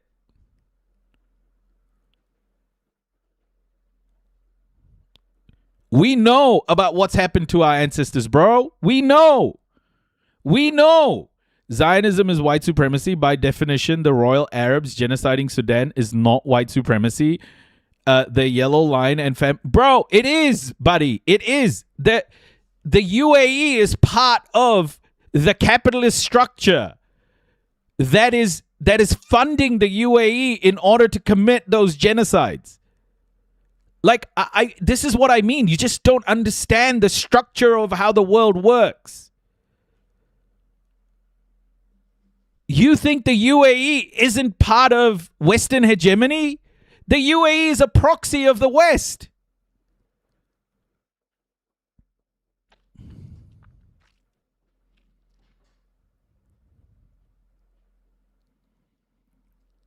To be able to make the investments that they want to do. Trump says things are going in the right direction and that prices will soon come down. I get no credit. I'm othering the Zionists? No, I'm not, buddy. No, I'm not. I am just pointing out the core of the problem. What are you talking about? You want it to be the Zionists so bad that you're not even looking at your own neighborhood. In this midterm election year, the businessman president... No, I'm not saying that, buddy. I'm not saying that. They are genocidal. But what you're not understanding is the structure of oppression. We're talking about structures here. You're talking about Zionism as if it exists in a black box.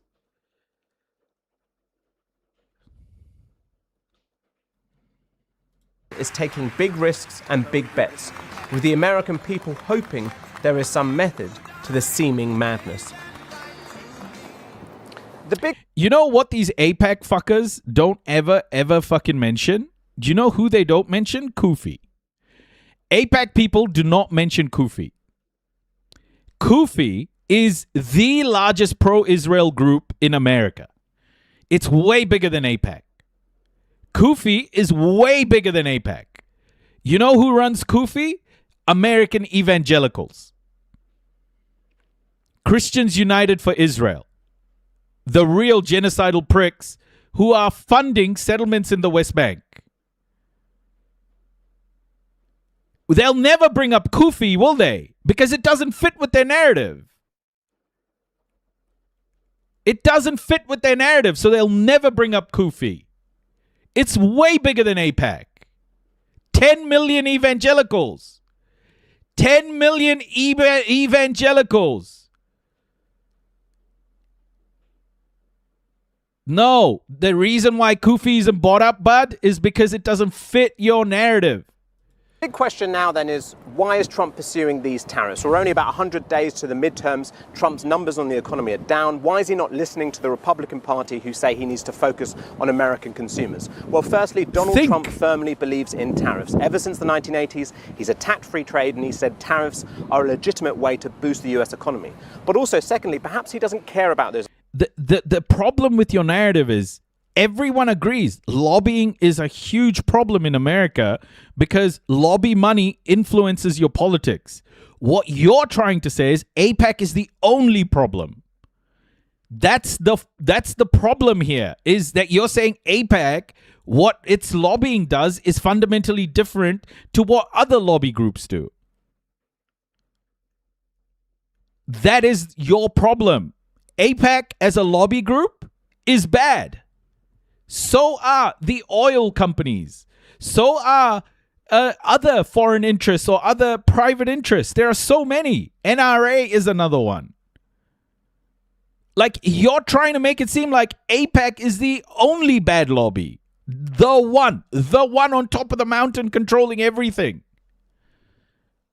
Elections. Donald Trump has bypassed Congress most of this term, including on tariffs, and he's focused on his legacy, whether that's the ballroom in the White House or trying to reconfigure the Middle East. Of course, the problem there is none of that's really going to plan, and Donald Trump is risking damaging his legacy, but also risks damaging a lot more too. Kieran in Washington, thank you very much indeed. Well, earlier I spoke to the Nobel Prize-winning American economist Joseph Stiglitz, and I began by asking him why he thought Trump was so obsessed. This is the thing, guys. Like, lobbying is fucking terrible. Everywhere. Private money fucks up politics completely. It's just like when people fixate on one lobby group and miss the fact that actually it's a system that is causing these lobby groups to be so influential.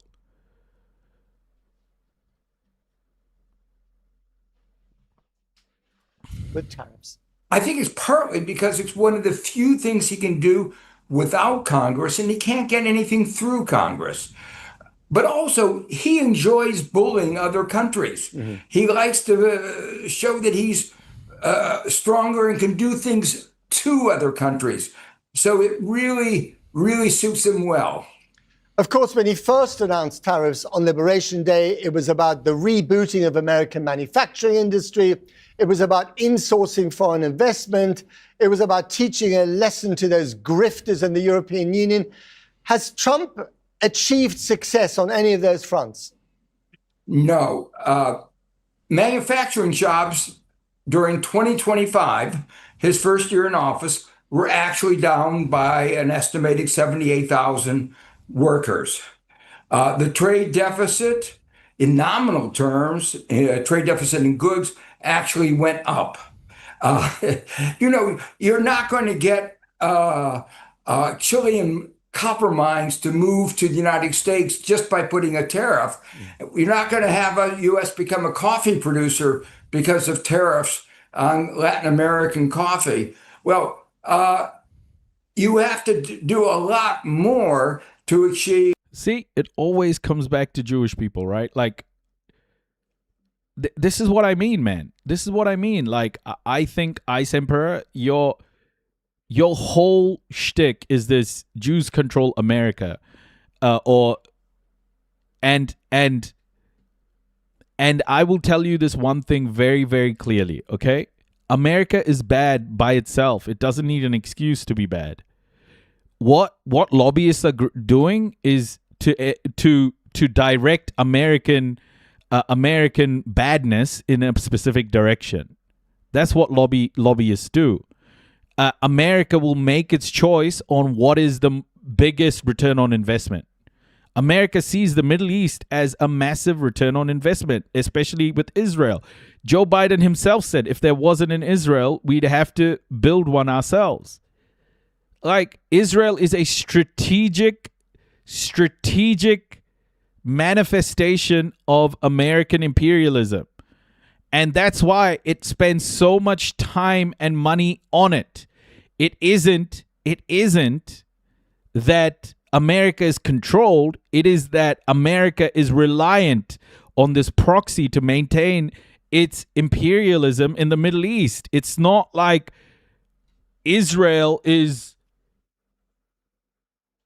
like particularly, using mind control on American politicians, or even using coercion. America needs it. America needs it. America needs Israel in order to maintain its power in the Middle East. That's the point here. A restoration of American manufacturing. And the world today has moved beyond manufacturing. Bro, the Biden administration called the operation against the Houthis Operation Prosperity Guardian. We have footage of Palestine in 1800s. Where's the footage of Israel from the 1800s? Yeah, exactly. Like, Palestine is Palestine, man. Like, it's always been Palestine. Into a 21st century economy. He's living in the 20th century. Of course, these latest tariffs are relatively mild compared to some of the more abrasive ones from a couple of years ago, between 10 and 12.5%. I mean, is that a win for the international community? Or is this now the new normal, a kind of new American tax applied across the board? Well, what is striking about these new tariffs is that they're justified in terms of forced labor, but they're almost the same as the old tariffs, as you mentioned, a little bit higher, in some countries a little bit lower. To me, it's amazing the correlation between forced labor and its previous tariffs. It's made out of thin air. It's not based on anything. And the irony is, America is using forced labor in our prisons. There's been some beautiful documentaries, beautiful, sad documentaries on the extent to which there is forced labor in our prisons, and major American companies rely on it. On the other hand, let me point out, the U.S. has accused China of forced labor, but China isn't getting an increase in tariffs much different from that of other countries. So it's so obviously a ruse that it should be embarrassing. So when Trump is trying to... I think people over-index. AIPAC obviously has an influence on American politics, but to just say it's AIPAC is the problem is missing what structural issues are there in the West. The West is a structurally racist structure that has developed over 600 years. AIPAC is the latest sort of thing that people are looking at and saying like, oh, AIPAC is the problem. But this structure is much older than Israel, bro. This structure has been oppressing people around the world for hundreds of years. For hundreds of years.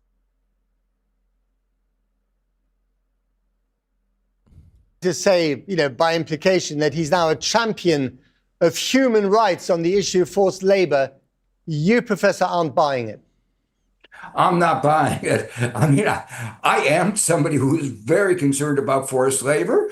I've had a postdoc working on the extent to which there's forced labor in the United States. But he's not doing anything about it. I can tell you that. Have the tariffs in their latest incarnation become more difficult to be challenged by the courts? Because the last lot, many of them were thrown out by the Supreme Court. Could that happen again? Or are these on slightly more solid legal grounds, even if the justification doesn't sound kosher to you? Well, I should point out that the interim tariffs that he imposed, the 10%, were also not on good, sound legal grounds. This is Joe Biden. Look at the Middle East, I think it's about time we stop, those of us who support, as most of us do, Israel in this body, for apologizing for our support for Israel. There's no apology to be made. None. It is the best $3 billion investment we make. Were there not an Israel, the United States of America would have to invent an Israel to protect her interest in the region. The United States would have to go out and invent an Israel.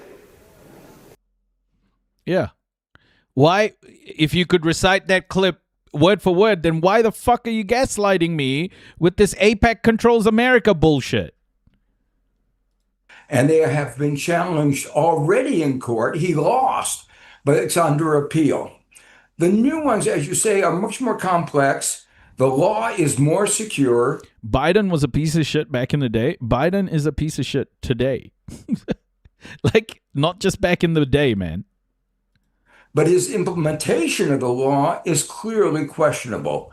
The fact that, as I mentioned before, the degree of forced labor seems to be almost the same all over the world, 1 or 2%, shows that it's a ruse. And I think... No, bro. Fuck. Oh, my gosh. Do you know how we arrived at Biden saying that?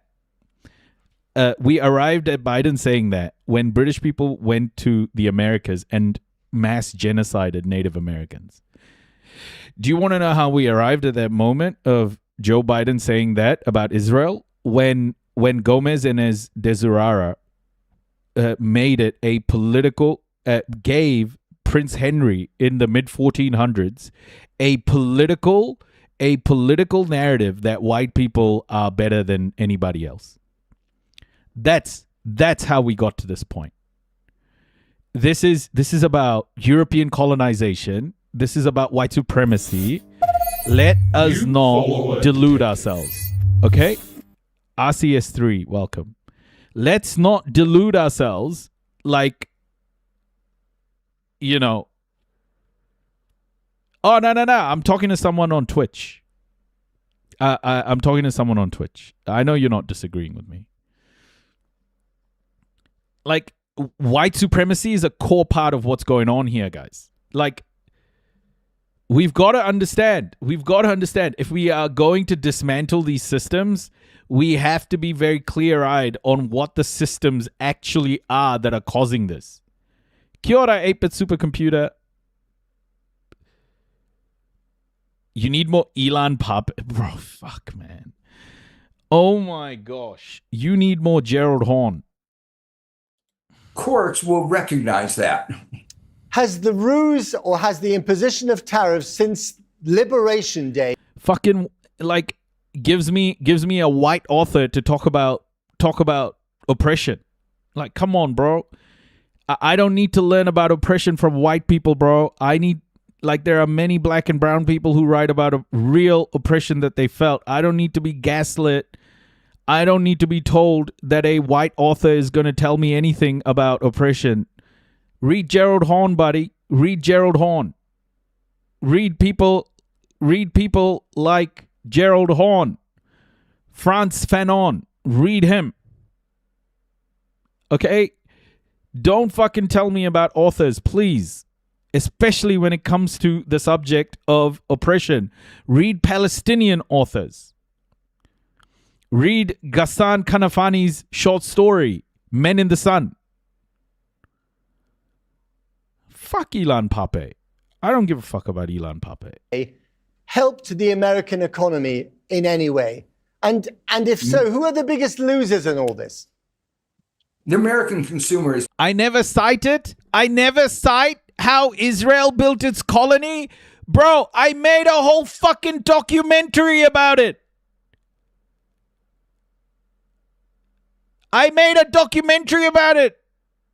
Oh my gosh.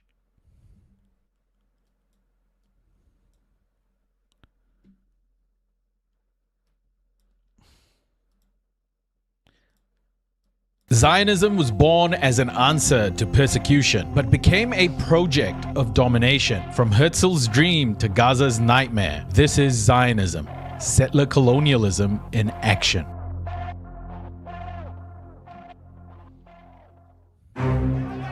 By the late 19th century, Europe was in turmoil. Empires stretched across the globe, carving up Africa, Asia, and the Middle East.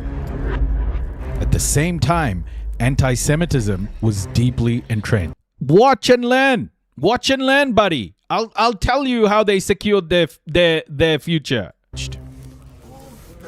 In Eastern Europe, Jews faced violence on a mass scale. In 1881, after the assassination of Tsar Alexander II, it is on YouTube. Swept through the Pale of Settlement. Entire Jewish neighborhoods in Kyiv, Odessa, and Warsaw were attacked.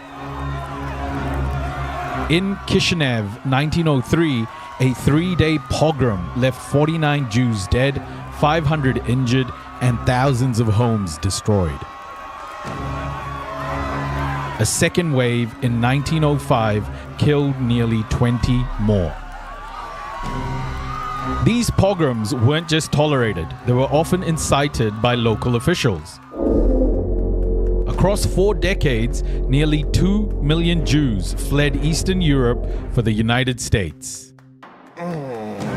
In the West, anti-Semitism was more subtle, but just as lethal. In France, the Dreyfus Affair of the 1890s exposed the limits of Jewish assimilation. Captain Alfred Dreyfus, one of the few Jews in the French army, was falsely accused of treason. Gerald Horne, Luna, Horne, Horne. Crowds in Paris screamed, "Death to Jews." This was the world Theodor Herzl inhabited. Born in Budapest in 1860, working as a journalist in Vienna and Paris, he concluded emancipation had failed. Jews would never be safe as minorities. His solution? Sovereignty. In 1896, Herzl published Der Judenstaat, the Jewish State. Herzl's words revealed a colonial mindset. In Basel, I founded the Jewish state. Perhaps in 5 years, and certainly in 50, everyone will recognize it. At the Basel Congress in 1897, Herzl declared, "We should form a portion of the rampart of Europe Thank you, Sam. against Asia, an outpost of civilization as opposed to barbarism." Where would the state be? Argentina, Uganda, Palestine? Over time, Zionist leaders fused the biblical myth of the promised land with modern settler logic. The slogan spread, "A land without a people, for a people without a land." But Palestine was not empty. Its people were rendered invisible in the narrative, obstacles to be removed. The seed of Zionism was planted, an ideology born from persecution, nurtured by colonial logic, and sanctified by biblical promise.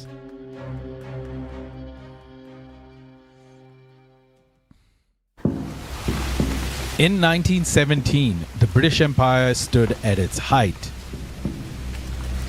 Palestine, still under Ottoman control, was vital to its wartime ambitions.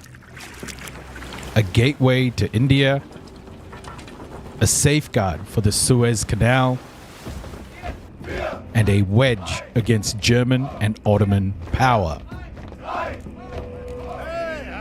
At the same time, anti-Semitism was alive in Britain itself. Arthur Balfour, then Foreign Secretary, had already sponsored the 1905 Aliens Act, Britain's first modern immigration law designed specifically to restrict the entry of Jewish refugees fleeing pogroms in Eastern Europe. Balfour saw Jews as a problem population in Europe. For him, Zionism offered a convenient solution: relocate Jews to Palestine and strengthen Britain's foothold in the Middle East at the same time.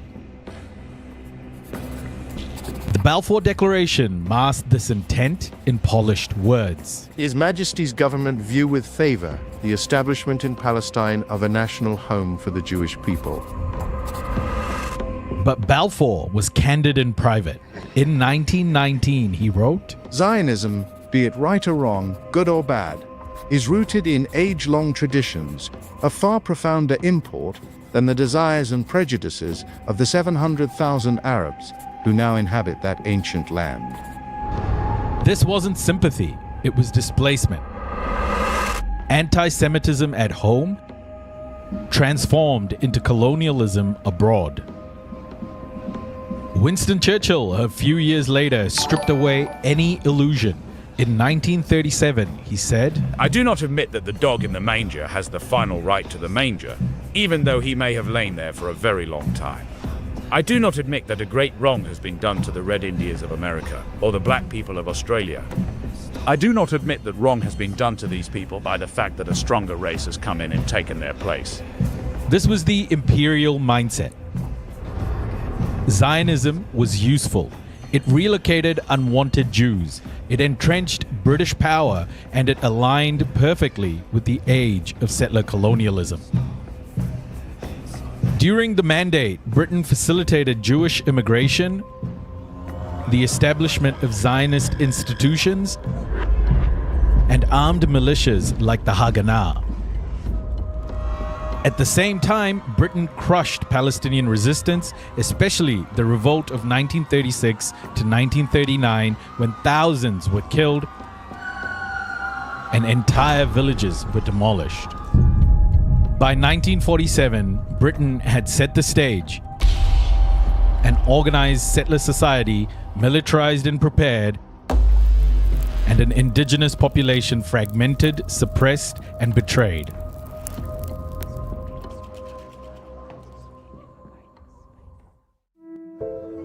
The Holocaust was the most devastating anti-Semitic atrocity in history. 6 million Jews murdered across ghettos, shootings, and extermination camps. For Zionist leaders, it was both vindication and acceleration. Herzl's prediction seemed fulfilled. Jews could not survive as minorities. But the path Zionism took was not only about refuge, it was shaped by collaboration with European powers who saw Palestine as a convenient dumping ground for a people they did not want. Even before the war began, Britain's 1939 White Paper limited Jewish entry to Palestine to just 75,000, shutting the gates at the moment of greatest peril. For most Jews, the world was closed. Ships like the St. Louis were turned away from American shores. Their passengers sent back to Europe to die. And shockingly, in 1933, the very year Hitler came to power, elements within the Zionist movement negotiated directly with Nazi officials. The Havara Transfer Agreement was signed between the German government, the German Zionist Federation, and the Jewish Agency. The arrangement allowed German Jews to emigrate to Palestine and transfer part of their assets. Bro, Ice Cream Emperor, bro, if you're not going to pay attention to this and just keep repeating the same delusion, like, what's the point? The mechanism was unusual. Funds were deposited in German banks and then used to buy German manufactured goods which were exported to Palestine. There, the immigrants could collect the value in goods or cash equivalent. As the Yad Vashem Holocaust Encyclopedia explains, the transfer agreement enabled Jews emigrating from Germany to Palestine to transfer some of their property in the form of German export goods. Historian Francis Nicosia estimates that around 60,000 German Jews emigrated through this route between 1933 and 1939, channeling tens of millions of Reichsmarks worth of goods into the Yishuv, strengthening both Nazi Germany's economy and the Zionist project in Palestine. But the agreement was deeply divisive. Jewish communities abroad were organizing boycotts of German goods, trying to isolate the Nazi regime. The Havara Agreement undermined that boycott. As Yad Vashem notes, the agreement was highly controversial, breaking the United Jewish Front against Nazi Germany. David Ben-Gurion made the priorities clear in 1938. If I knew it was possible to save all the children of Germany by bringing them to England, and only half by transporting them to Eretz Israel, I would choose the second. For before us lies not only the numbers of these children, but the historical reckoning of the people of Israel. This was the cold calculus. Rescue was subordinated to statehood. After the war, the plight of Holocaust survivors was weaponized to rally sympathy for Zionism. In 1947, the SS Exodus carried over 4,500 survivors toward Palestine. British forces intercepted it and sent them back to Germany. Images of skeletal survivors dragged off ships shocked the world. Zionist leaders seized this moment. Ben-Gurion declared, "What is inconceivable in normal times is possible in revolutionary times." The Holocaust became the ultimate justification. If the world would not accept Jews, then Jews must take Palestine. But Europe's anti-Semitism was not erased, it was displaced. Instead of integrating Jewish survivors into Europe or America, the powers of the world endorsed their resettlement in Palestine, transforming Jewish tragedy into Palestinian dispossession. Yeah, and what people won't tell you, especially the Soviet Union was so great, bullshit motherfuckers, is the fact that the Soviet Union used its 5 votes at the UN to vote to partition Palestine.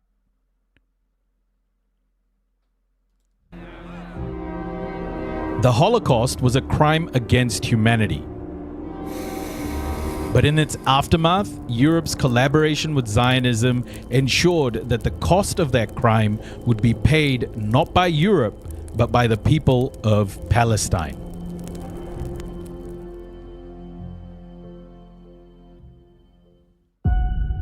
In 1947, the UN proposed partition. Jews, 1/3 of the population, were given 55% of the land. Palestinians, 2/3 of the people, the rest. Plan Dalet was prepared, a blueprint for expulsion. In April 1948, at Deir Yassin, over 100 villages were massacred, spreading terror across Palestine. By May, Israel declared independence. By year's end, more than 750,000 Palestinians had been expelled or fled, over 500 villages destroyed. David Ben-Gurion admitted it plainly. We must do everything to ensure they never return. The old will die, and the young will forget. For Palestinians, this was the Nakba, the catastrophe. Not a one-time tragedy, but a continuing process.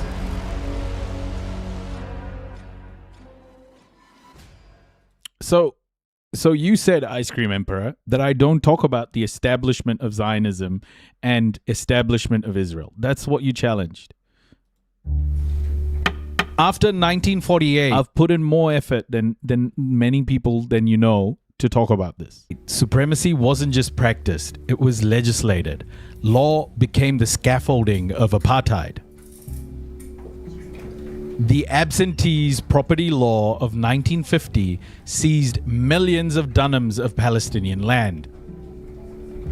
Refugees who had fled violence or were even temporarily absent were classified as absentees, their homes handed to Jewish immigrants. The Law of Return, 1950, gave every Jew worldwide an automatic right to immigrate and claim citizenship.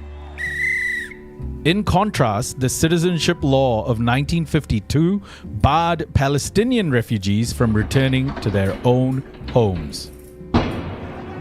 Inside Israel, Palestinians lived under military rule until 1966, requiring permits to travel, work, or even harvest their fields. Even after military rule ended, Yeah, bro. We talk about Israel and the U.S. partnership. Buddy, Zionism basic. I spoke about this with the section of, are you listening or are you not paying attention? Because I spoke about Herzl seeing the United Kingdom as a great partner. As a great partner. I've already spoken about it. This is all about the partnership of Europe and America with Israel. Laws entrenched inequality. You're just being disingenuous now. You don't want to listen. Planning and building laws concentrated land for Jewish towns, while unrecognized Palestinian villages were denied electricity, water, or schools. Admissions Committee Law 2011 allowed Jewish communities to reject Palestinian citizens on grounds of social suitability. Nakba Law 2011 cut funding to institutions commemorating the Palestinian catastrophe. Salam, Asena. And How are in you? 2018, the nation state law declared the right to exercise national self-determination is unique to the Jewish people. Arabic was downgraded from an official language to merely special status. I'm well, Asena. In the West Bank, it's good to see military you. order confiscated land, established settlements, and subjugated Palestinians to one set of laws while Israeli settlers lived under civilian Israeli law. Two systems in the same territory. As the rights group Adallah has documented, more than 65 Israeli laws discriminate against Palestinians in citizenship. Who is this toxic UAV media person? Like, this guy is just an empty vessel in the chat. Land ownership, political participation, waste and of culture. fucking oxygen. This is the structure of apartheid, not just in Gaza or in the West Bank, but in the laws of the state itself.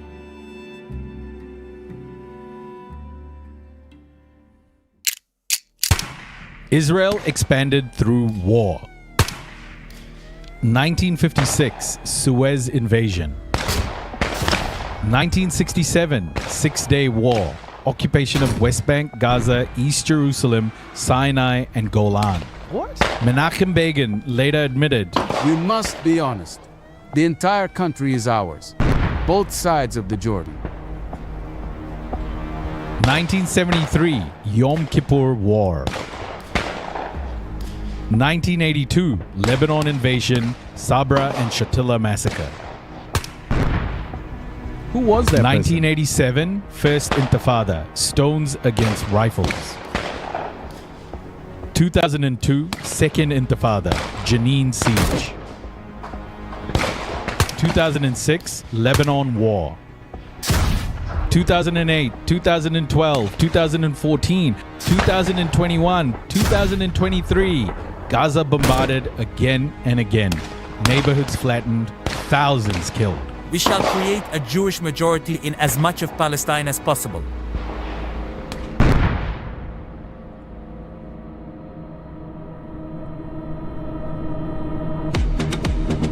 Between wars, the system hardens. Settlements fragment the West Bank. A wall snakes across villages, condemned by the ICJ as illegal. Checkpoints, demolitions, administrative detention. And in Gaza, a blockade so tight it strangles life itself. Ze'ev Jabotinsky, founder of revisionist Zionism, said it openly in 1923. Every indigenous people will resist colonists. That is natural. Colonization must either stop or proceed in defiance, with force.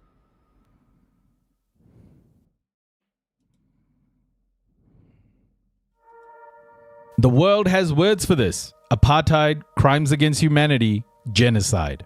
In September 2025, the UN's Independent Commission of Inquiry concluded there are reasonable grounds to believe Israel is committing genocide in Gaza. Killing, serious bodily harm, destroying life conditions, preventing births. The International Association of Genocide Scholars declared the same. Israel's conduct amounts to war crimes, crimes against humanity, and genocide.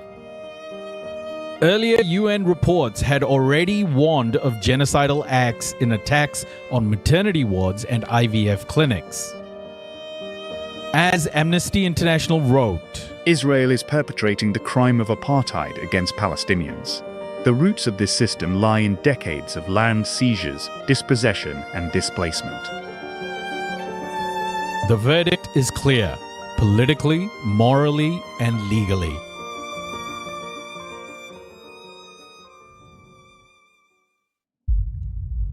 Zionism could not have endured without empire, first the British and then the Americans. In 1948, the United States was the first country to recognize Israel. President Truman announced it just 11 minutes after Israel's declaration of independence. At the time, the relationship was tentative. Many in Washington feared alienating Arab oil producers.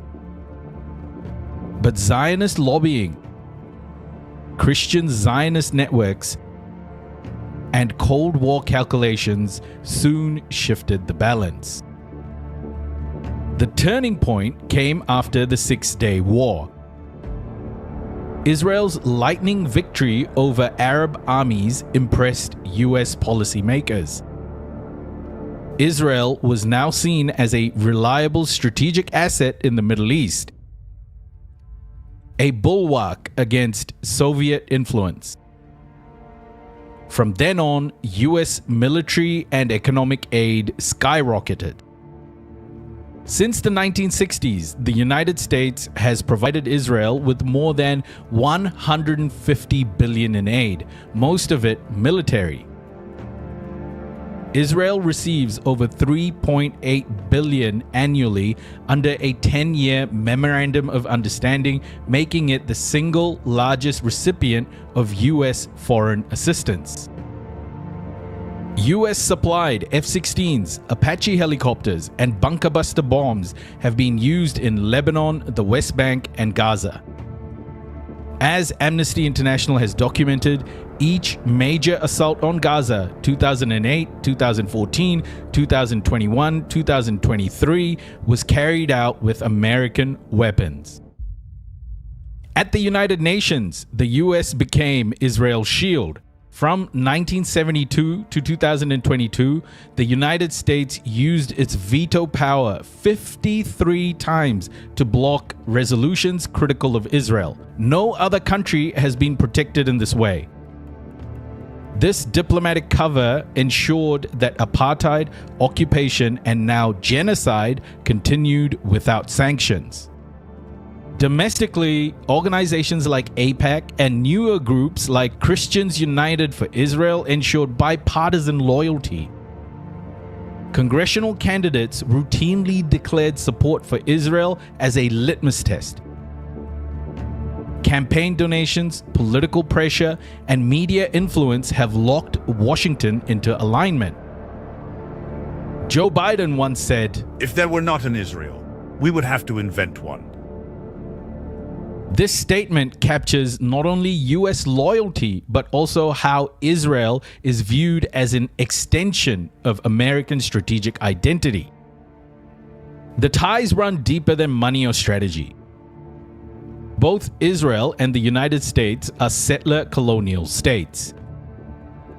Both were founded on the displacement of indigenous populations. Both justify conquest through exceptionalism. America's manifest destiny and Israel's promised land. As historian Rashid Khalidi wrote, "The United States and Israel are settler colonial states whose special relationship is cemented by a shared sense of exceptionalism and frontier violence." In 2025, as the UN Commission of Inquiry concludes that Israel is committing genocide in Gaza, American weapons continue to flow. American vetoes continue to shield Israel from sanctions. The alliance is not peripheral, it is central. Without the United States, Israel's occupation and apartheid system could not endure. The US and Israel alliance is more than geopolitics. It is a pact of supremacy, defended abroad, justified at home, and financed by billions of dollars from American taxpayers.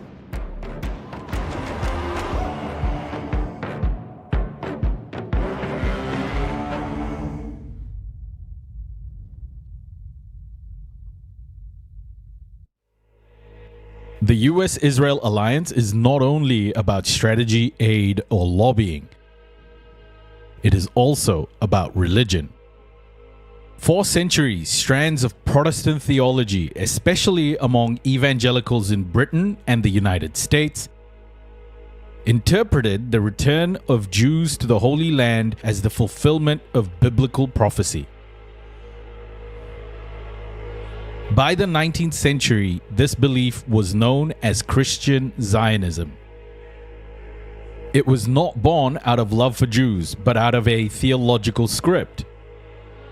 Jews must return to Palestine so that Christ can return, the rapture can occur, and in the end times, Jews themselves must either convert or perish. Lord Balfour himself was influenced by these currents shaped by the evangelical circles in Britain.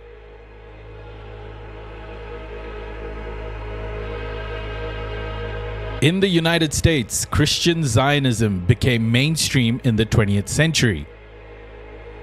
Preachers like Jerry Falwell, Pat Robertson, and later John Hagee mobilized millions of evangelicals around unconditional support for Israel.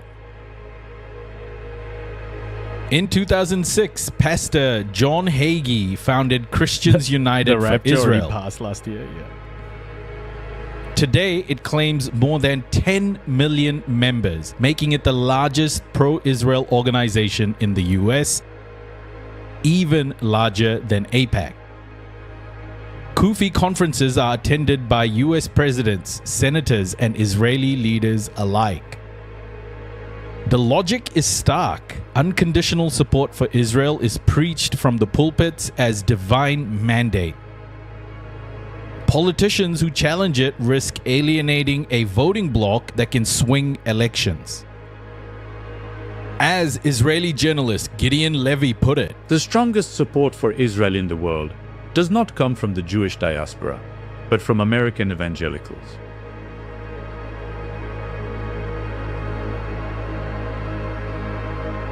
This theology fuels policy. US recognition of Jerusalem as Israel's capital under Donald Trump in 2017 was celebrated most loudly by Christian Zionists. The move was seen as bringing prophecy one step closer to fulfillment.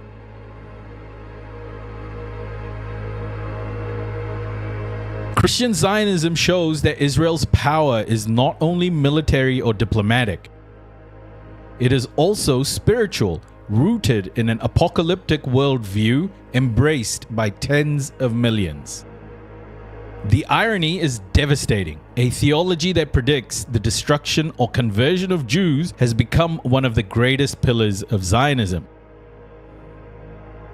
For Palestinians, it means their dispossession is sanctified twice over. Once by Zionism and again by Christian Zionism.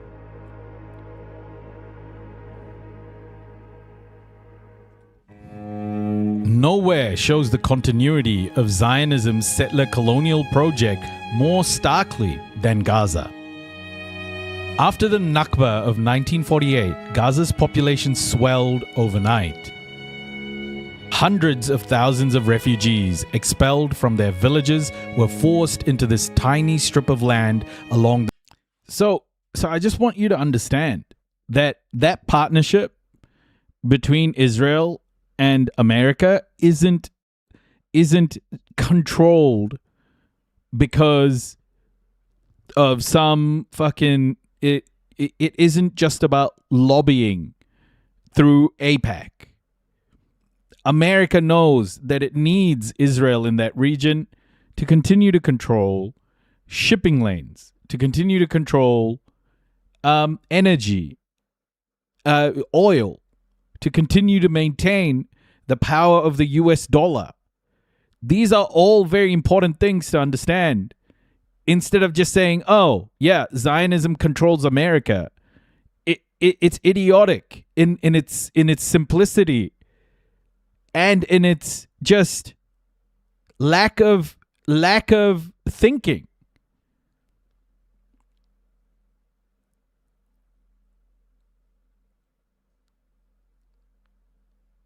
It's this weird thing people want to do to like victimize America.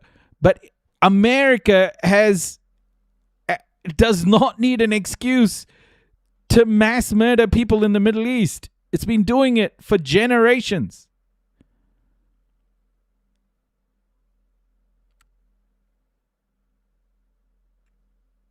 But what about the hocus pocus?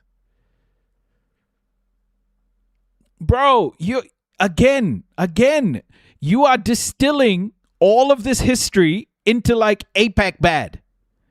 That's your problem. You will never, ever understand that America in its structure is the issue. The West, in the way it has been built and set up, is the fundamental problem. You just can't see it. You don't want to see that.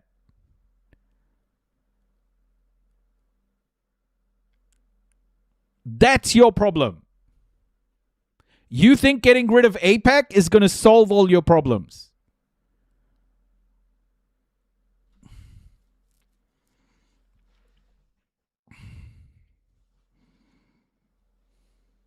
The Mediterranean.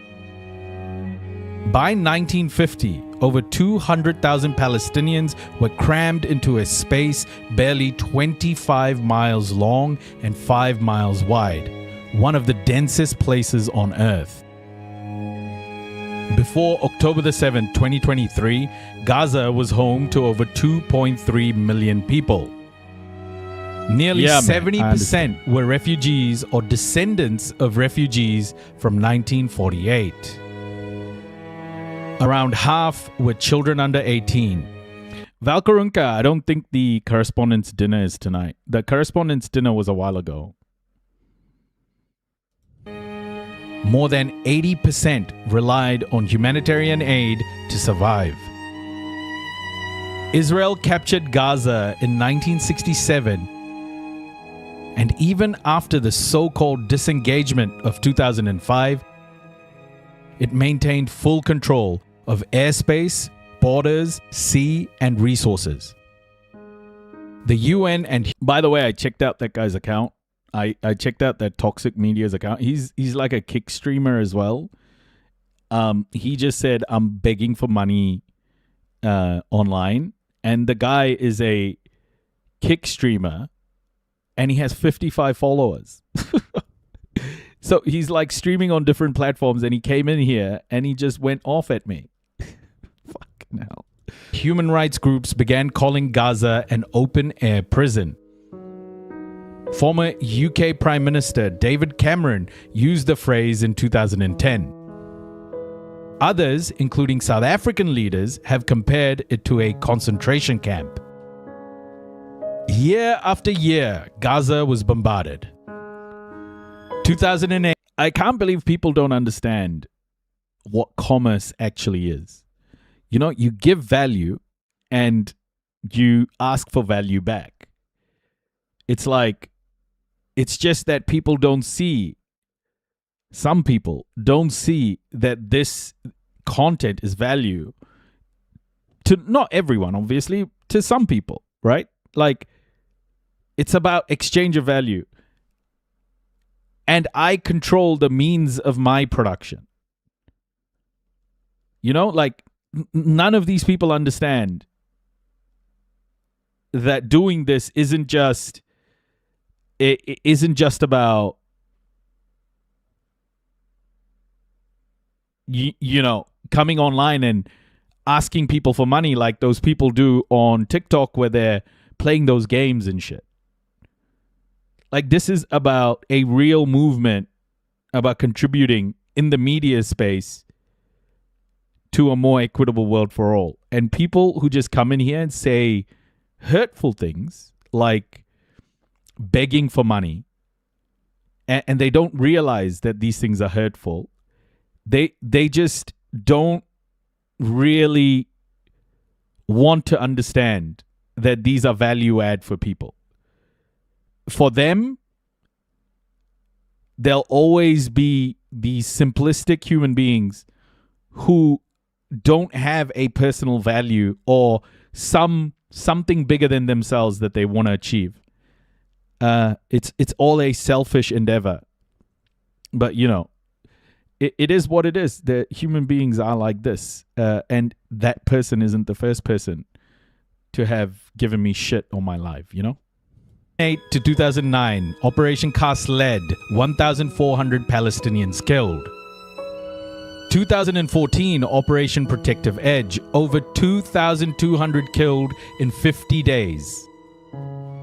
2021, residential towers leveled. 2023 onward, destruction on a scale not seen since World War II. Israeli strategists gave this cycle a name, mowing the lawn. The idea was to strike Gaza every few years, killing fighters and civilians alike, destroying infrastructure, and then letting life regrow, only to cut it down again. How long has it been in? That beard looks a year old. Probably about 4 or 5 weeks, maybe. I really need to shave, Asena. Holy crap. It's getting hard to maintain. Gaza was not treated as a society with rights, but as a patch of grass to be periodically trimmed. As one Israeli minister boasted, Gaza should look just like Rafah, which we turned into a pile of rubble. Today, the devastation in Gaza is undeniable. Thanks, Asena. Thank you. A UN commission of inquiry. I almost forgot, Asena. Well done, my boy. देखा मैंने कितना अच्छा dance करता है? Almost forgot. He concluded there are reasonable grounds to believe Israel is committing a genocide in Gaza, killing, inflicting serious harm, destroying the conditions of life, and preventing births. This is Gaza today. A place of forced concentration since 1948, an open-air prison since 2007, mowed repeatedly under military doctrine, and in the words of the UN itself, the site of an unfolding genocide.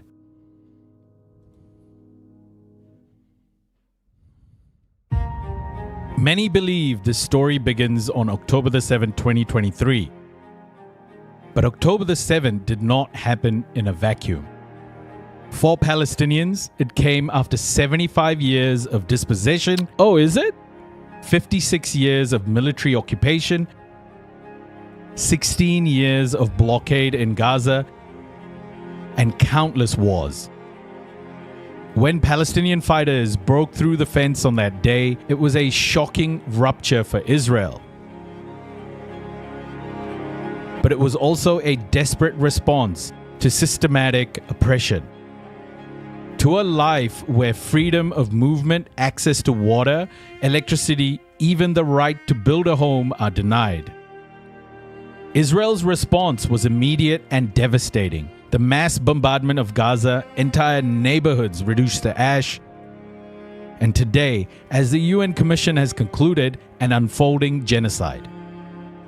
As the South African Foreign Minister Naledi Pandor said, October 7th did not happen in a vacuum. It was born of a history of oppression and of a people denied their right to self-determination. This does not erase what happened on October the 7th, but it explains why October the 7th was not the beginning.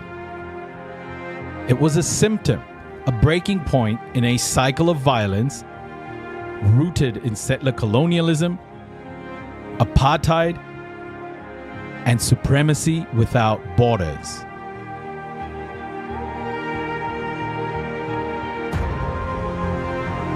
Zionism began as a promise of refuge. Take care. But became Fudge. a project of displacement. Good night. From Herzl's vision to the Nakba, from occupied Jerusalem to the rubble of Gaza, from the fence on October the 7th to the genocide unfolding today. The arc is clear. Supremacy is never confined. It travels borders, borrows methods, and leaves ruins in its wake. Zionism is one such project, and Gaza is its front line. There you go. So there we are. Yeah, when you truly understand what this partnership is, and when you truly understand that Israel is an extension of Western colonialism, European colonialism and white supremacy, you can't just say things like AIPAC controls everything. You just can't. You can't look at today and go, oh, okay, this is bad. You got to understand that no one is stopping it because no one is stopping it in America because America wants Israel to exist. It needs it to exist in order to continue to be America, in order to continue to be a consumer economy the way it is. Because the American economy starts with its military. The American economy starts with its the leverage that it has due to the harm it can inflict. And Israel is part of that ecosystem. If Israel wasn't there to allow America to project power and use leverage and violence, America's economy wouldn't work the way it is. It is a gangster economy.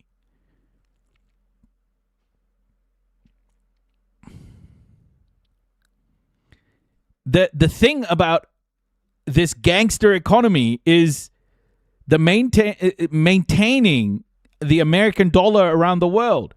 America goes around going, hey, we'll offer you protection, but you'll have to do things our way. What's the difference between this and gangster politics? Like, this is what mobsters, the Italian mobster guys used to do, right? Like, go to shops and go, hey, we'll give you protection, but pay us tax. In this case, it's, we'll give you protection, use the US dollar. Or we'll sanction you.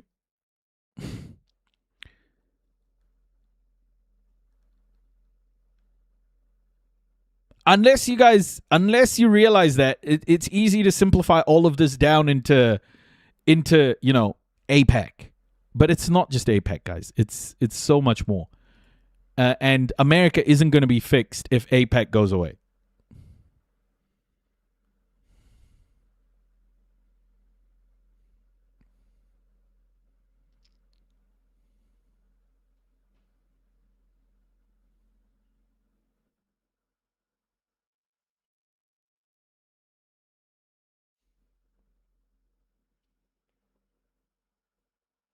What do you mean?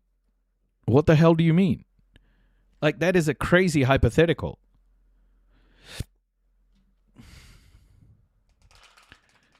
That is an insane hypothetical. So what would the world look like the other way around if a genie cleansed the hearts and minds of imperialism and colonialism in every American? What would the Israelis be doing that year? What? What the fuck is that? What the fuck is that? This is what I mean. You want the world to be like the slice of a single moment. And then that's how you define the world, Ice Cream Emperor. No. It's not. You're not. This is what people do. They look at a slice of the world. They look at the slice of the world in a particular moment. And then they go, okay, so this is how the world must be. You can't just look at one slice of the world and then extrapolate it. You've got to look at the historical facts. And the thing you're doing is avoiding the historical fact to make America the what do you mean just answer the fucking question? That's a stupid hypothetical.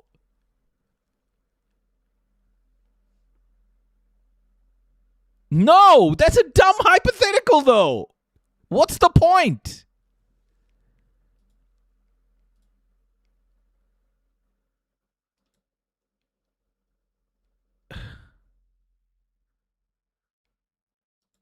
Like you're trying to make up a scenario. Like you're literally trying to make up a scenario to suit your worldview.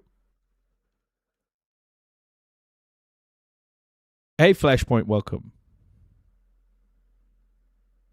Why do I have to imagine what you're saying? I know what the world is like now and why it's here. Why do I need to imagine that?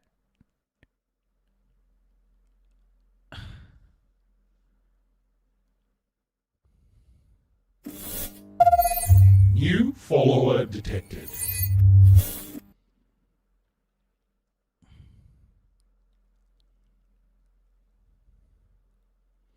What if Porky Pig was Israel and the US was Donald Duck? Oh my gosh. It's crazy for you to say imagine, like if American support was entirely stripped from Israel, what would Israel then do? Calling me stupid is weak? No, your hypothetical was weak, bro. Your hypothetical was weak. It was. Well, if entirely stripped from Israel, well, you saw what it did. What happened? Netanyahu was like, yeah, stop. What do you mean answer? So are you demanding answers? What's the dynamic you want to understand, bro?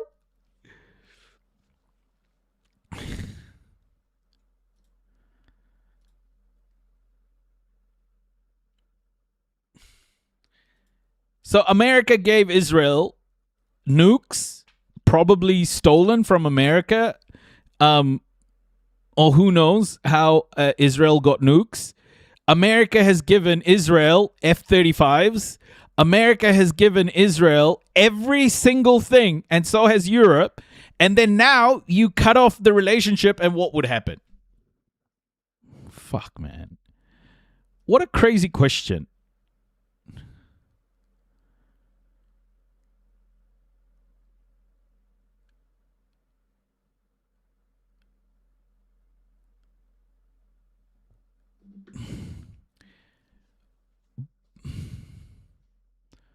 What do you mean, what would happen?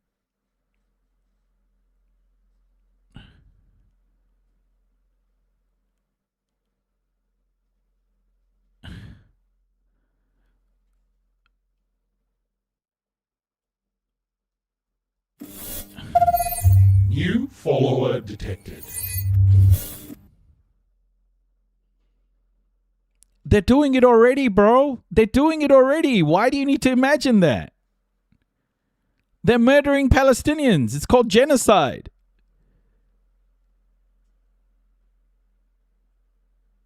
Hey, Mr. Fantastic. Except if America wasn't on Israel's side, if America took all of its support away from Israel, Israel wouldn't be protected. Israel wouldn't be protected. Israel can't survive without American protection.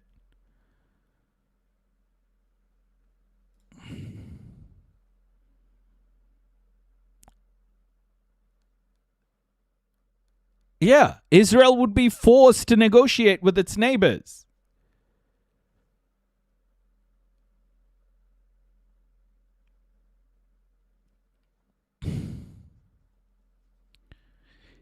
The thing keeping Israel alive, the lights on in Israel, is European and American support.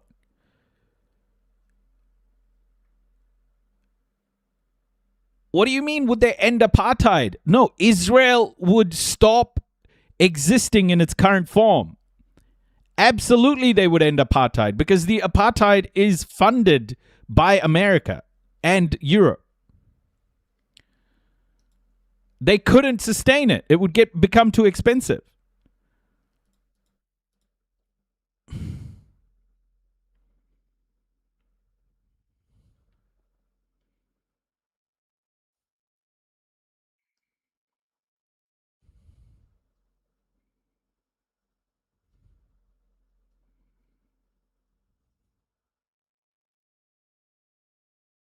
No, that's not true. That's not true. They couldn't do it. They wouldn't have the money to do it. They couldn't do anything. Like, you're not understanding that Israel cannot exist without Western backing.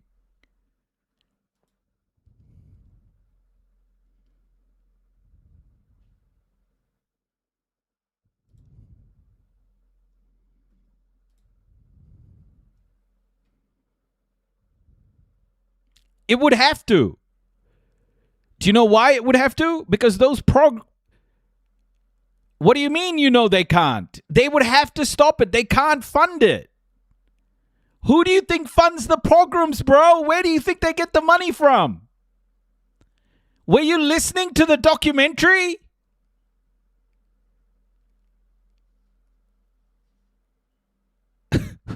Fuck, bro. Oh my gosh.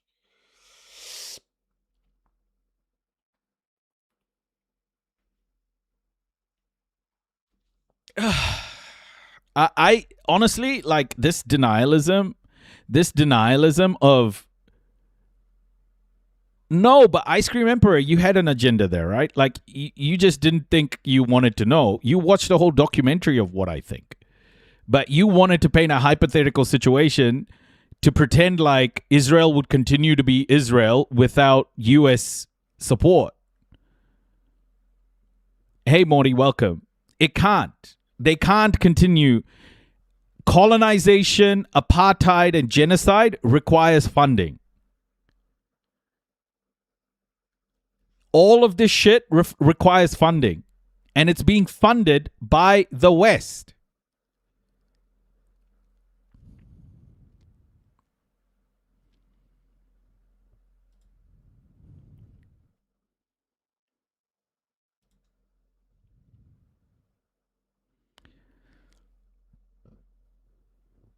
Oh, gosh.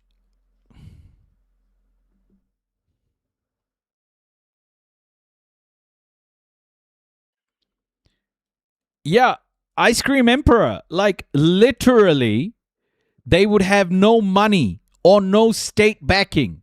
They wouldn't have IDF troops helping them shoot Palestinians. Palestinians would not be under the thumb of the Israeli state. Palestinians would then get weapons themselves because at that point, it's not that they'll be well behaved. It will capitulate. They're state funded. They can't survive without state funding.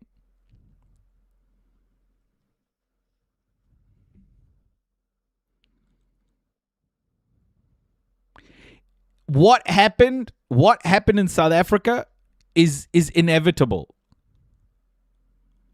Yeah, so what's the point then? What are you trying to say? What is this hypothetical about? Like, I don't understand.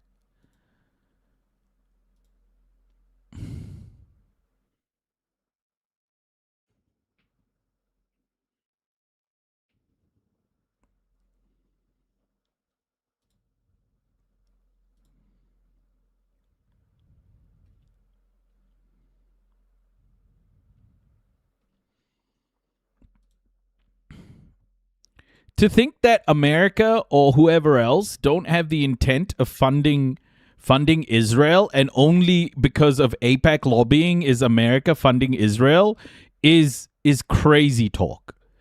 America would fund Israel in a heartbeat because America needs Israel. If it wasn't Israel, America would coerce another country to be its proxy in the region. America would diversify its risk. Like, if AIPAC stopped existing, something else would take over.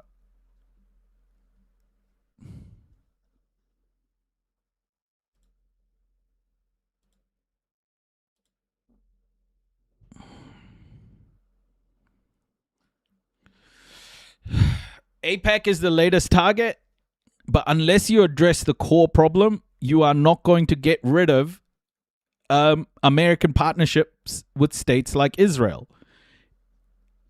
Bro, clean your own fucking country first. Like, America is bombing everyone and stealing, and has been for a very long time. So has the Western nations. Like, saying that Israel and Zionism is the core problem is like starting watching the Game of Thrones from like season 7. Are there even 7 seasons of Game of Thrones? I don't even know.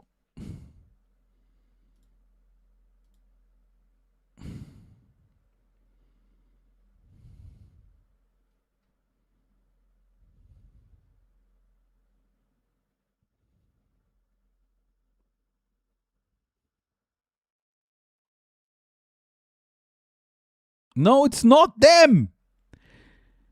It's oh my gosh, bro. It's not them. Oh, it's not like they're individually acting, bro. Fuck. Oh, I can't, man. I can't. Chat. I can't. Oh my gosh. I don't know, Ice Cream Emperor, bro. Like, I think you're being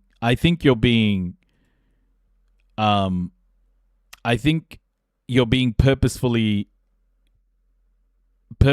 now non-compliant in so many ways. Like, you're doing it for the sake of being, sake of having an opposing view, because what you're saying is just ridiculous.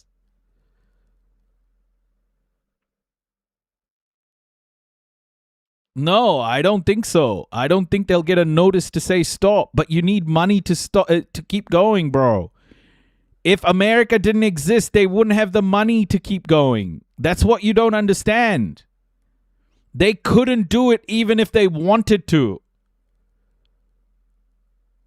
That's the point.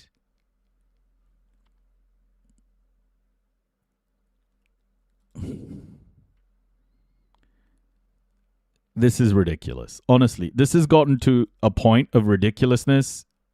I bet you 2 weeks down the line, Ice Cream Emperor will say, oh, I had this argument with him, and yeah, he's not going to move on this problem. After, like, basically, what do you mean they'd be defeated? Bro, that's the point, dude. Like, without Western, you're saying that Israel is influencing America to give money and protection to Israel. But what you're not understanding is, although they might be lobbying that way, America's providing Israel protection because it's about protecting American interests. If there were no American interests, America wouldn't protect Israel.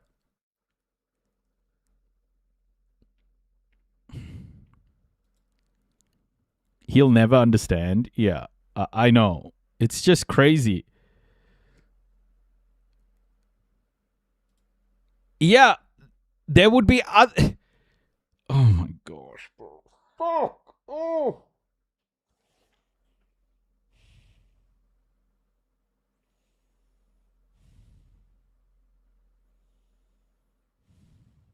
What are you saying? What are you saying, though? Okay, so you started off by saying APEC is the problem, right? So how is this point reinforcing that APEC is the problem? How?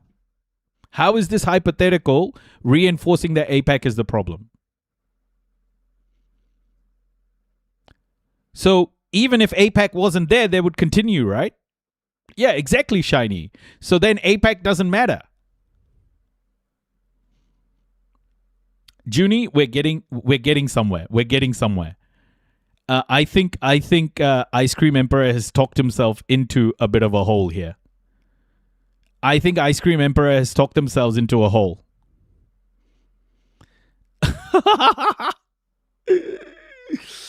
Oh my gosh. So what you're saying is AIPAC isn't the problem.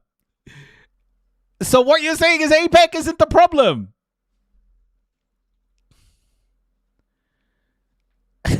Oh my gosh, bro. Hey, Kiki.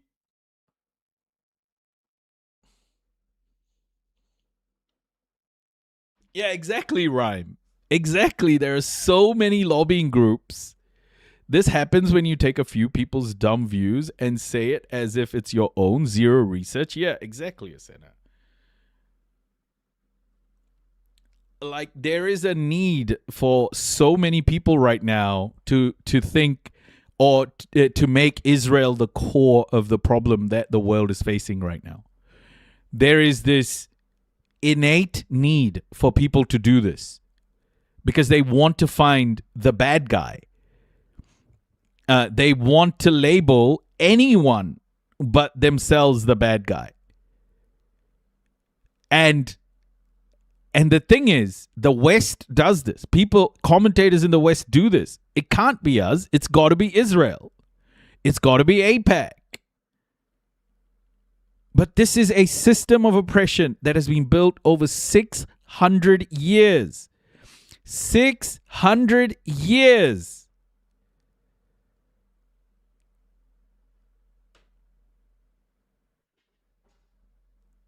Israel is a symptom of this system.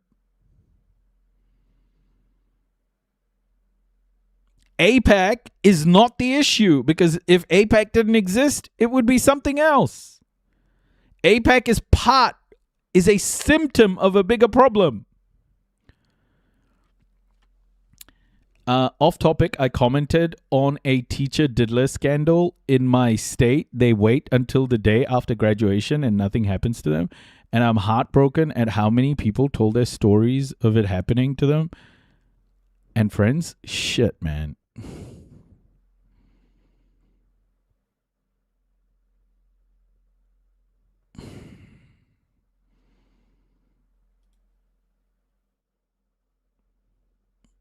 You ratioed the post? Nice.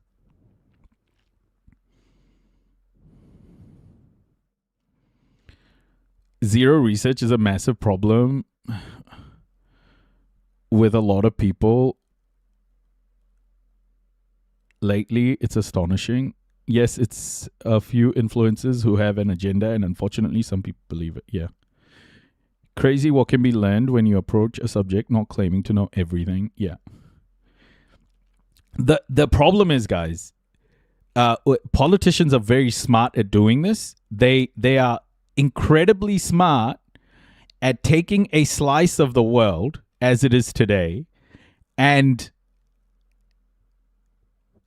making that slice disconnected from, and commentators as well. They take the slice today and they disconnect it from how it actually got to that point. So they'll take a snapshot of today and then they will extrapolate all the wrong things. They won't take the historical reason why that snapshot is the way it is. And this is the problem, right? And politicians use this all the time. They want to ensure that the ignorant people who want an easy answer get their answer. Because if you wanted a more complete answer, you would have to truly explain the links between the historical links and how things got to this point. But politicians and commentators are great at doing it. They'll take a snapshot and go, see, this is wrong. Engaging in reductionism to Israel's motivations alone does not solve the root issue of the West lending support to its imperialist outpost. Exactly. Like, being educated about this fact is so important. It's so important because it teaches you what motivations are truly driving what's happening. Otherwise, you can be coerced into believing that it is, the Zionists that are doing all the bad stuff in the world. And, in a way, I think Europe and America want that narrative to happen, that Zionists are the problem, because then it distracts people from the core of the issue, the imperialism that is causing all of these issues to happen, the extractionism of the West from the global South. It's just like Zionism becomes the distraction again. And we forget about the 600 years of this white supremacy and Christian patriarchy that has fundamentally built all of these systems that we live in today through mass atrocities. And then it's like, oh, it's the Zionists. It's the Zionists that are doing it. It's so crazy, man. Like,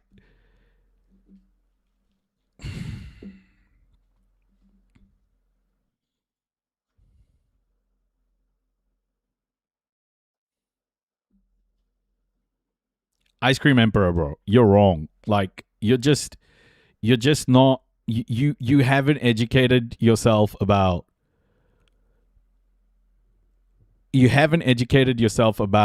geopolitics and how yeah, great question. Like, have you used the word intrinsically correctly there, Ice Cream Emperor?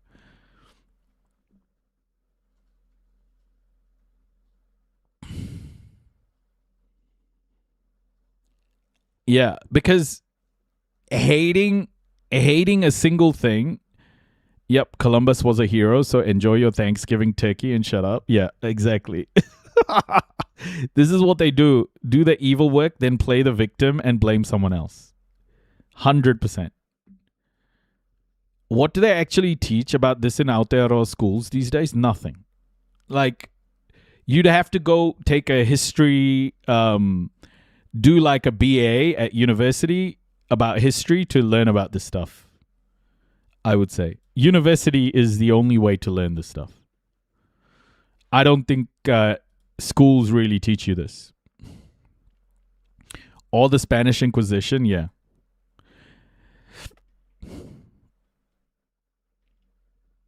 I think whiteness at the moment is trying to launder its crimes through the Zionists. And Zionism is becoming an important target for whiteness because of the lack of acknowledgement of the crimes that whiteness has and continues to commit under the banner of white supremacy. Like, I truly think this is the fragile nature of whiteness at the moment.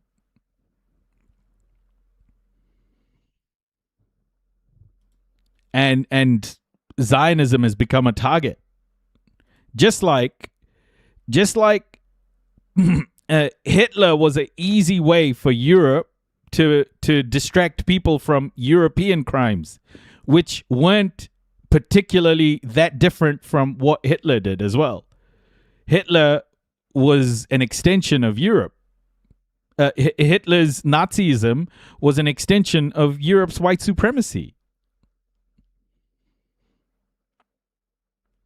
And Europe just went all in on Hitler, going, oh, Hitler is the worst guy ever, when, like, Churchill was killing millions of people. Like, what the fuck? What are we doing?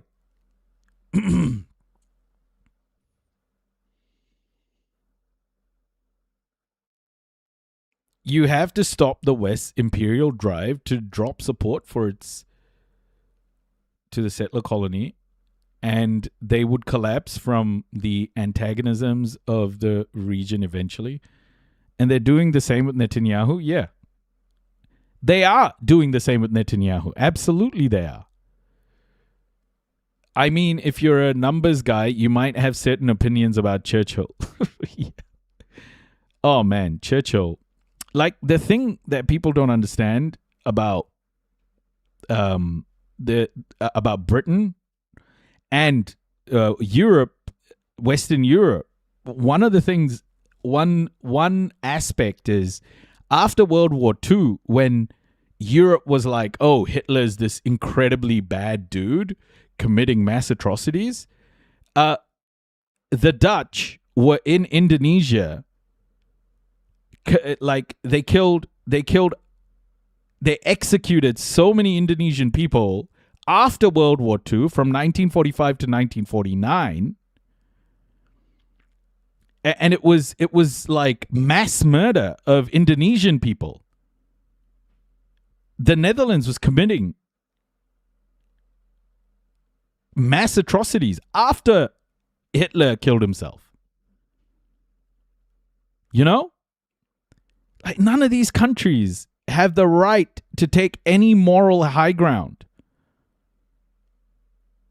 To suggest that Zionism is the core problem is crazy. History does not agree.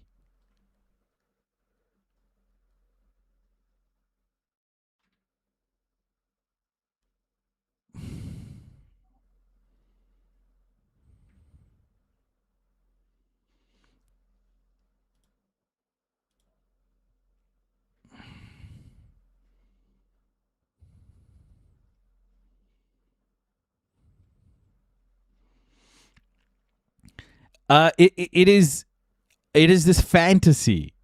It is this fantasy, I think, by the West to find the next scapegoat who they can demonize to distract from the West's crimes. I think it's like this.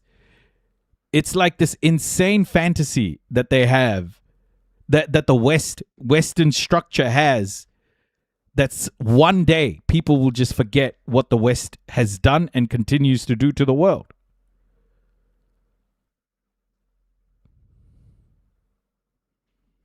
They want India to commit war crimes next so they can blame India. Yeah, exactly.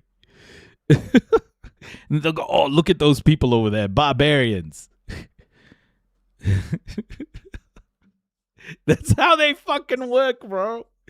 That's how they work.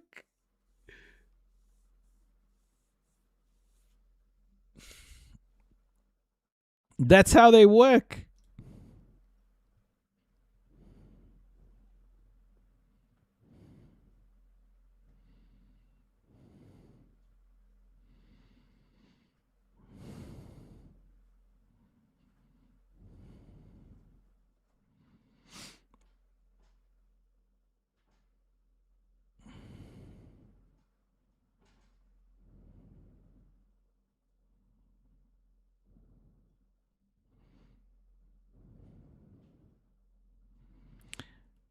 Yeah, Ice Cream Emperor, man. You cannot take Junie's side here. I don't think Junie takes your side. Hey, Noisy, how's your puppy doing? Oh, it's this is him. Can you see the video on the screen? Can you see the video on the screen? That's our little puppy. So maybe I'll give you guys an update on Ginger. So So a couple of days ago, Gingy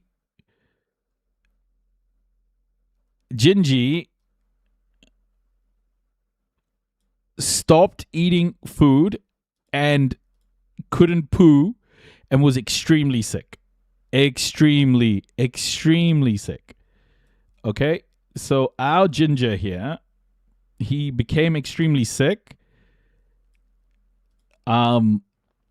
To the point where our vet said that we'd have to operate on him and that he had a very low chance of survival. So I lost my shit. I became extremely sad. And yeah, he had something stuck in his intestines. And the thing that was stuck in his intestines was this.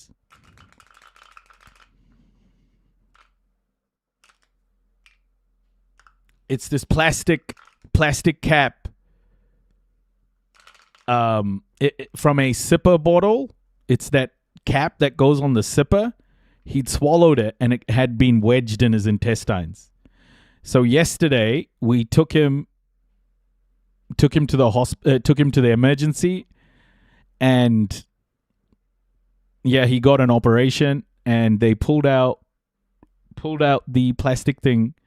And this was today. We met him today. We met him at Ginger today. After his surgery, he was walking around.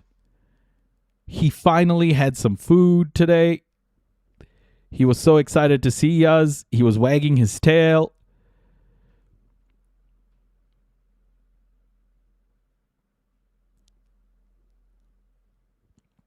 I was so shattered, guys, a couple of days ago. But the community really helped. This operation of his was super expensive, is super expensive. And I put out a request to the community to help, and the community the community helped raise enough to pay for his deposit to go into surgery. The rest we kind of have a loan, credit card wise, with my parents. And yeah, so we're kind of in debt now, but he survived. Our little boy survived. That's what matters. He's like everything to us. I couldn't imagine him not being here. He is everything. But I got to tell you folks, the vet is fucking expensive. This whole thing is going to cost us over 10 grand, probably closer to 12 grand. And we are in debt. So here, look, if you like what I do, and if you like the content that we bring, if you like the fact that we stay updated on all of these issues, subscribe, support the channel, become a super fan on TikTok, or subscribe on Twitch and YouTube.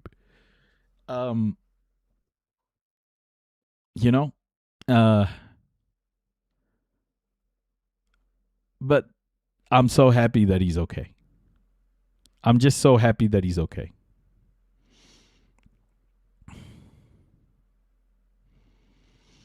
Yeah, let's go to a place where we can push for universal pet care. 100%. Oh my gosh. Look at this boy. Look at him. Look at him. Look how incredible he is. Oh, I can't wait to have him at home. He's been such a cure to my life, because I've been when I decided that I had to pull myself out of corporate world, I went into deep depression, anxiety for a very long. I'm still on SSRIs and stuff, but getting him. So we only got him as so he's a rescue pup. He's a rescue pup, and we got him as a puppy to just look after him as a puppy. What do they call it when you look after puppies?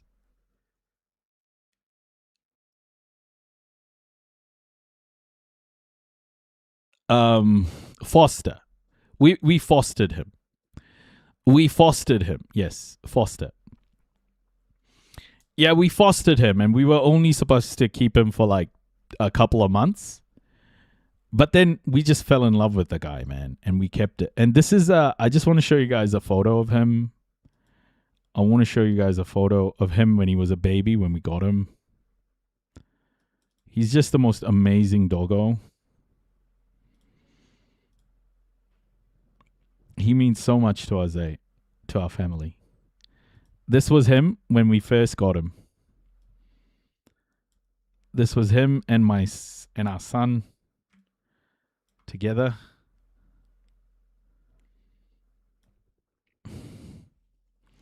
Little pupper.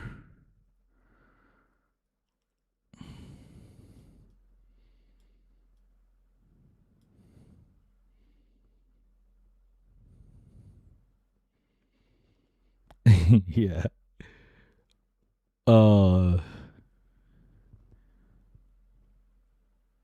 They call that failed foster. Yeah.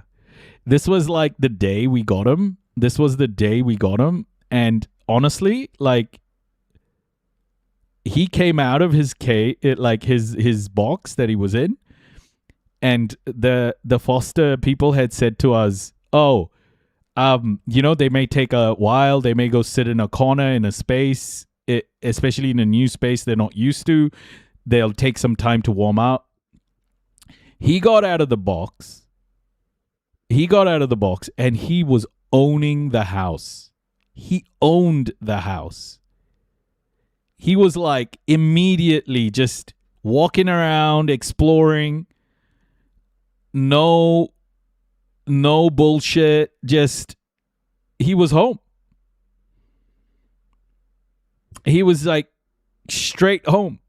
He knew. And this was him on that day. And our son was like Aaron was just so happy. And Aaron was giving him milk, and so this is us just spending time. He was lying down with us. Little Ginger. So Ginger's story is that him and his family, like his brothers and sisters, were abandoned outside a vet in a box. And that's how he was left, and that's how he was kind of left there with all his brothers and sisters, and we were there at the right time. And this is our boy. Look at him.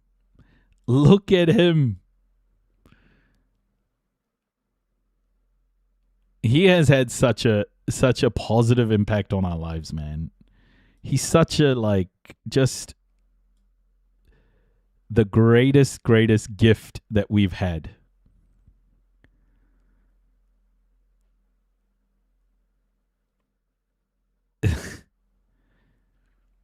The greatest gift we've had. He's such a good boy. I don't care how much it cost. I wanted him to live. Whatever happened. Like, debt, no debt. He's just family for us. He's so much more than just a dog, you know.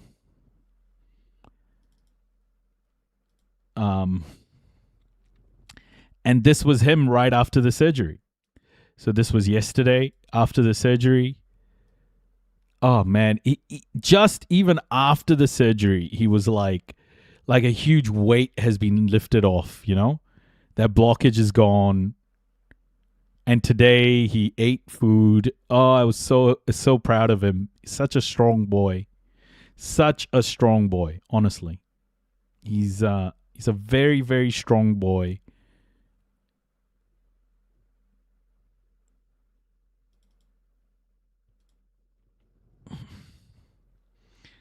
This is him. This is what he's like, you know? Just a happy boy. Just the most energetic. He doesn't bark unnecessarily. Like, he doesn't bark in the house at all. He's just the most incredible doggo. And there is nothing more tragic than to lose him. I could not lose him. I was already preparing myself to lose him, you know, because of what the stupid vet had said to us. He's just the most incredible dog. Like, and my parents, his grandparents just love him. He loves them too. He's so beautiful. Honestly, he is. He just lights up our day. And he grew up with my son, right? With our son. He grew up with our son, so like they have such a great relationship. It's amazing. Like, look at them, man. Look at them. Look at these two. Just two cuties just being cute.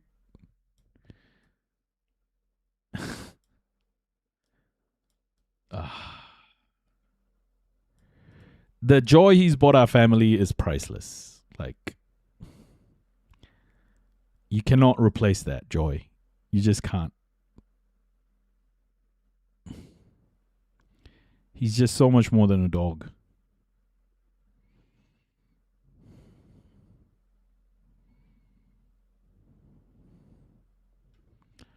So much more than a dog. Look at this beautiful boy. I just want to show you guys this. Look at them. Look at them, man. They're like, they are brothers, you know? Look at them. Look at the way they are together.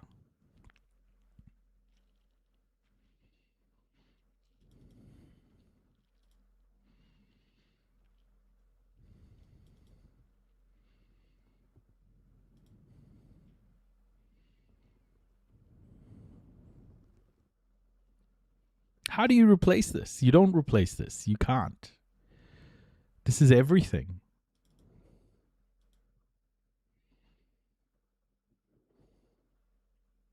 This is absolutely everything.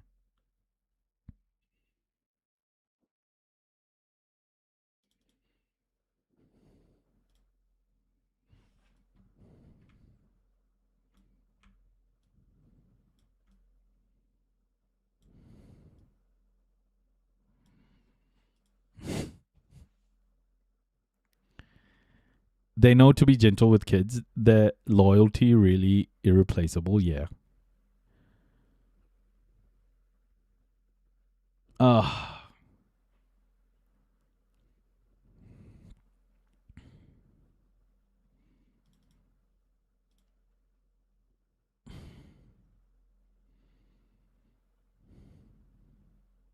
Can you believe, like, I was preparing myself to lose him? I was like properly ready to lose him.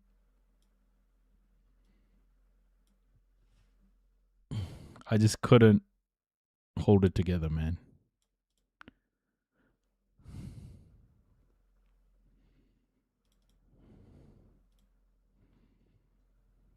I mean, I wasn't ready to lose him. I was preparing myself, but look at him. Look at the magnificence of this dog.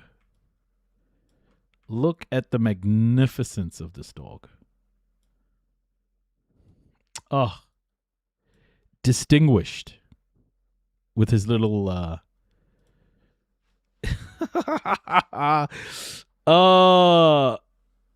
look at it. Distinguished gentleman. Debonair. Yeah. He's a lovely, lovely boy. He deserves the best, honestly. He deserves the world. He deserves to live a full, happy life. We decided a while ago that if we go on trips, we'll always take him. And so every trip we go to, we always make sure, like, we get a dog sitter if we can't take him somewhere or whatever. The one saying that really got to me, Amber told me this, like,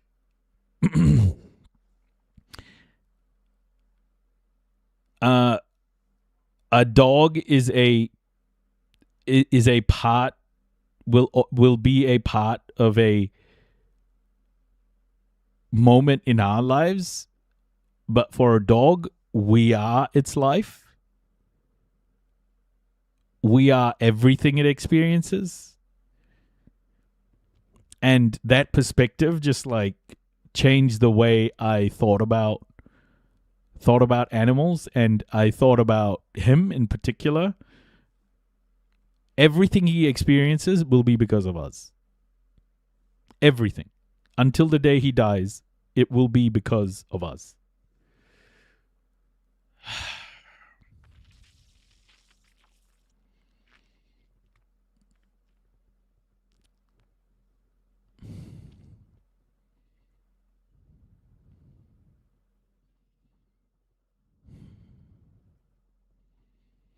He needs a nice lady partner. One thing that we are thinking about, Asena, is we do at some stage want to get him a friend, a little sibling or whatever.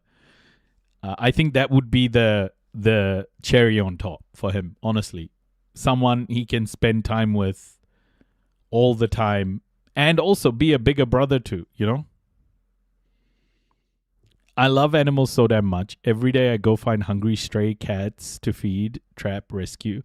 My neighbor does the same, but for puppers. Oh, that's amazing. Good for you. I don't know how else, like, I think we're gonna be a fostering family from now on. These animals, so many of them need foster homes. So many of them need foster homes. How old is he? He's 2 years old. He turns 3 in December. So many of them need foster homes, you know.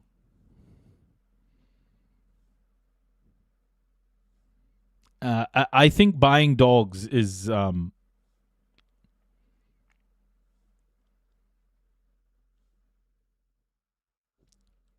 don't know. I think it's missing an opportunity by buying a specific breed or whatever. It's like these dogs have nothing, man. They will be, you know, put to death or whatever.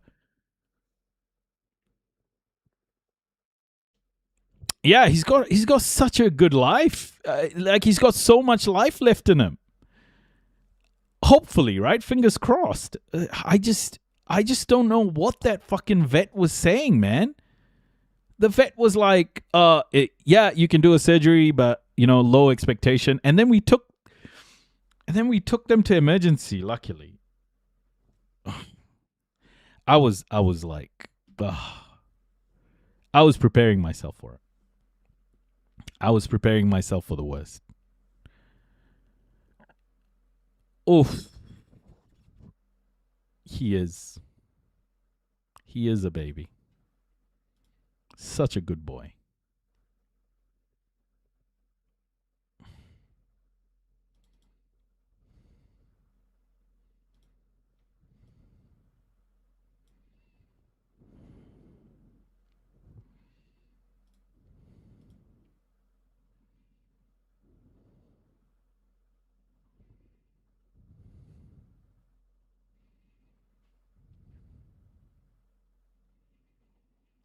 Maybe one more sleep and then Ginger can run the live tomorrow. Yeah. But guys, please. You'll definitely be getting one. Have always wanted one. And to name him Bahadur. I like it. Brave.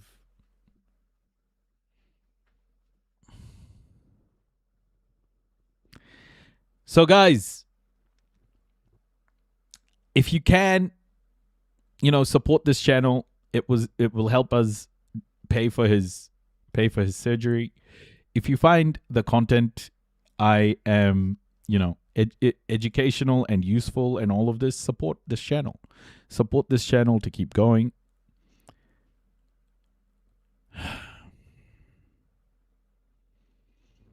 What's the easiest way to support?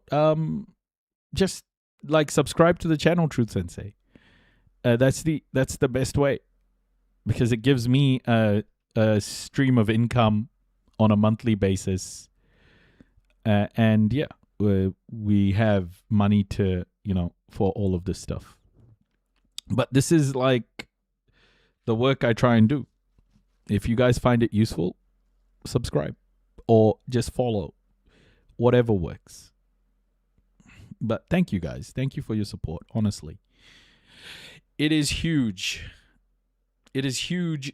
It is a massive privilege to be able to do this and have people from around the world come watch and and learn and enjoy together. It's a huge pleasure, and I appreciate every second of it. So I appreciate you. I appreciate this community and everything we have been able to do in the short time we have been a community. And hopefully we can do a lot more. My cat has gotten her paw stuck in my husband's fishing hook. Had to do surgery. Was so scary. Oh, shit. Oh, my gosh, Asena.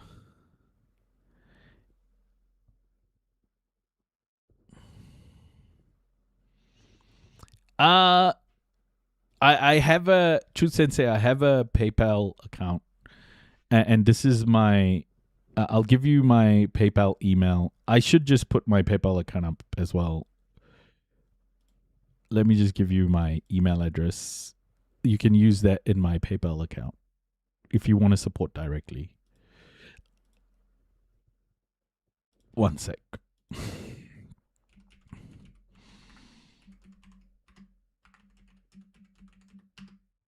That's my email for my PayPal account, True Sensei. Thank you so much, everybody. Thank you so much. This has been an excellent few hours. I got to see my baby. He's doing okay. And yeah, it's good. It's good. I will catch you all in the evening. 8:39ish, I'll be back. These lives are supposed to be 2 hours, but they always go a bit longer.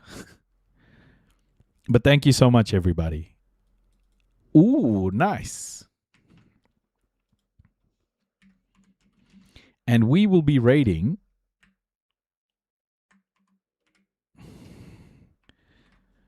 the Neo-Kalelims. The Neo-Kalelims. Thank you so much, everybody. You're a foster fail as well, Dancervel? Oh my goodness. Thank you so much, folks. I love all of you. I love all of you. Thank you so much for helping us save our little boy. You are a great bunch of people. You helped me in my time of need, in our time of need. I will never, ever forget it. Thank you.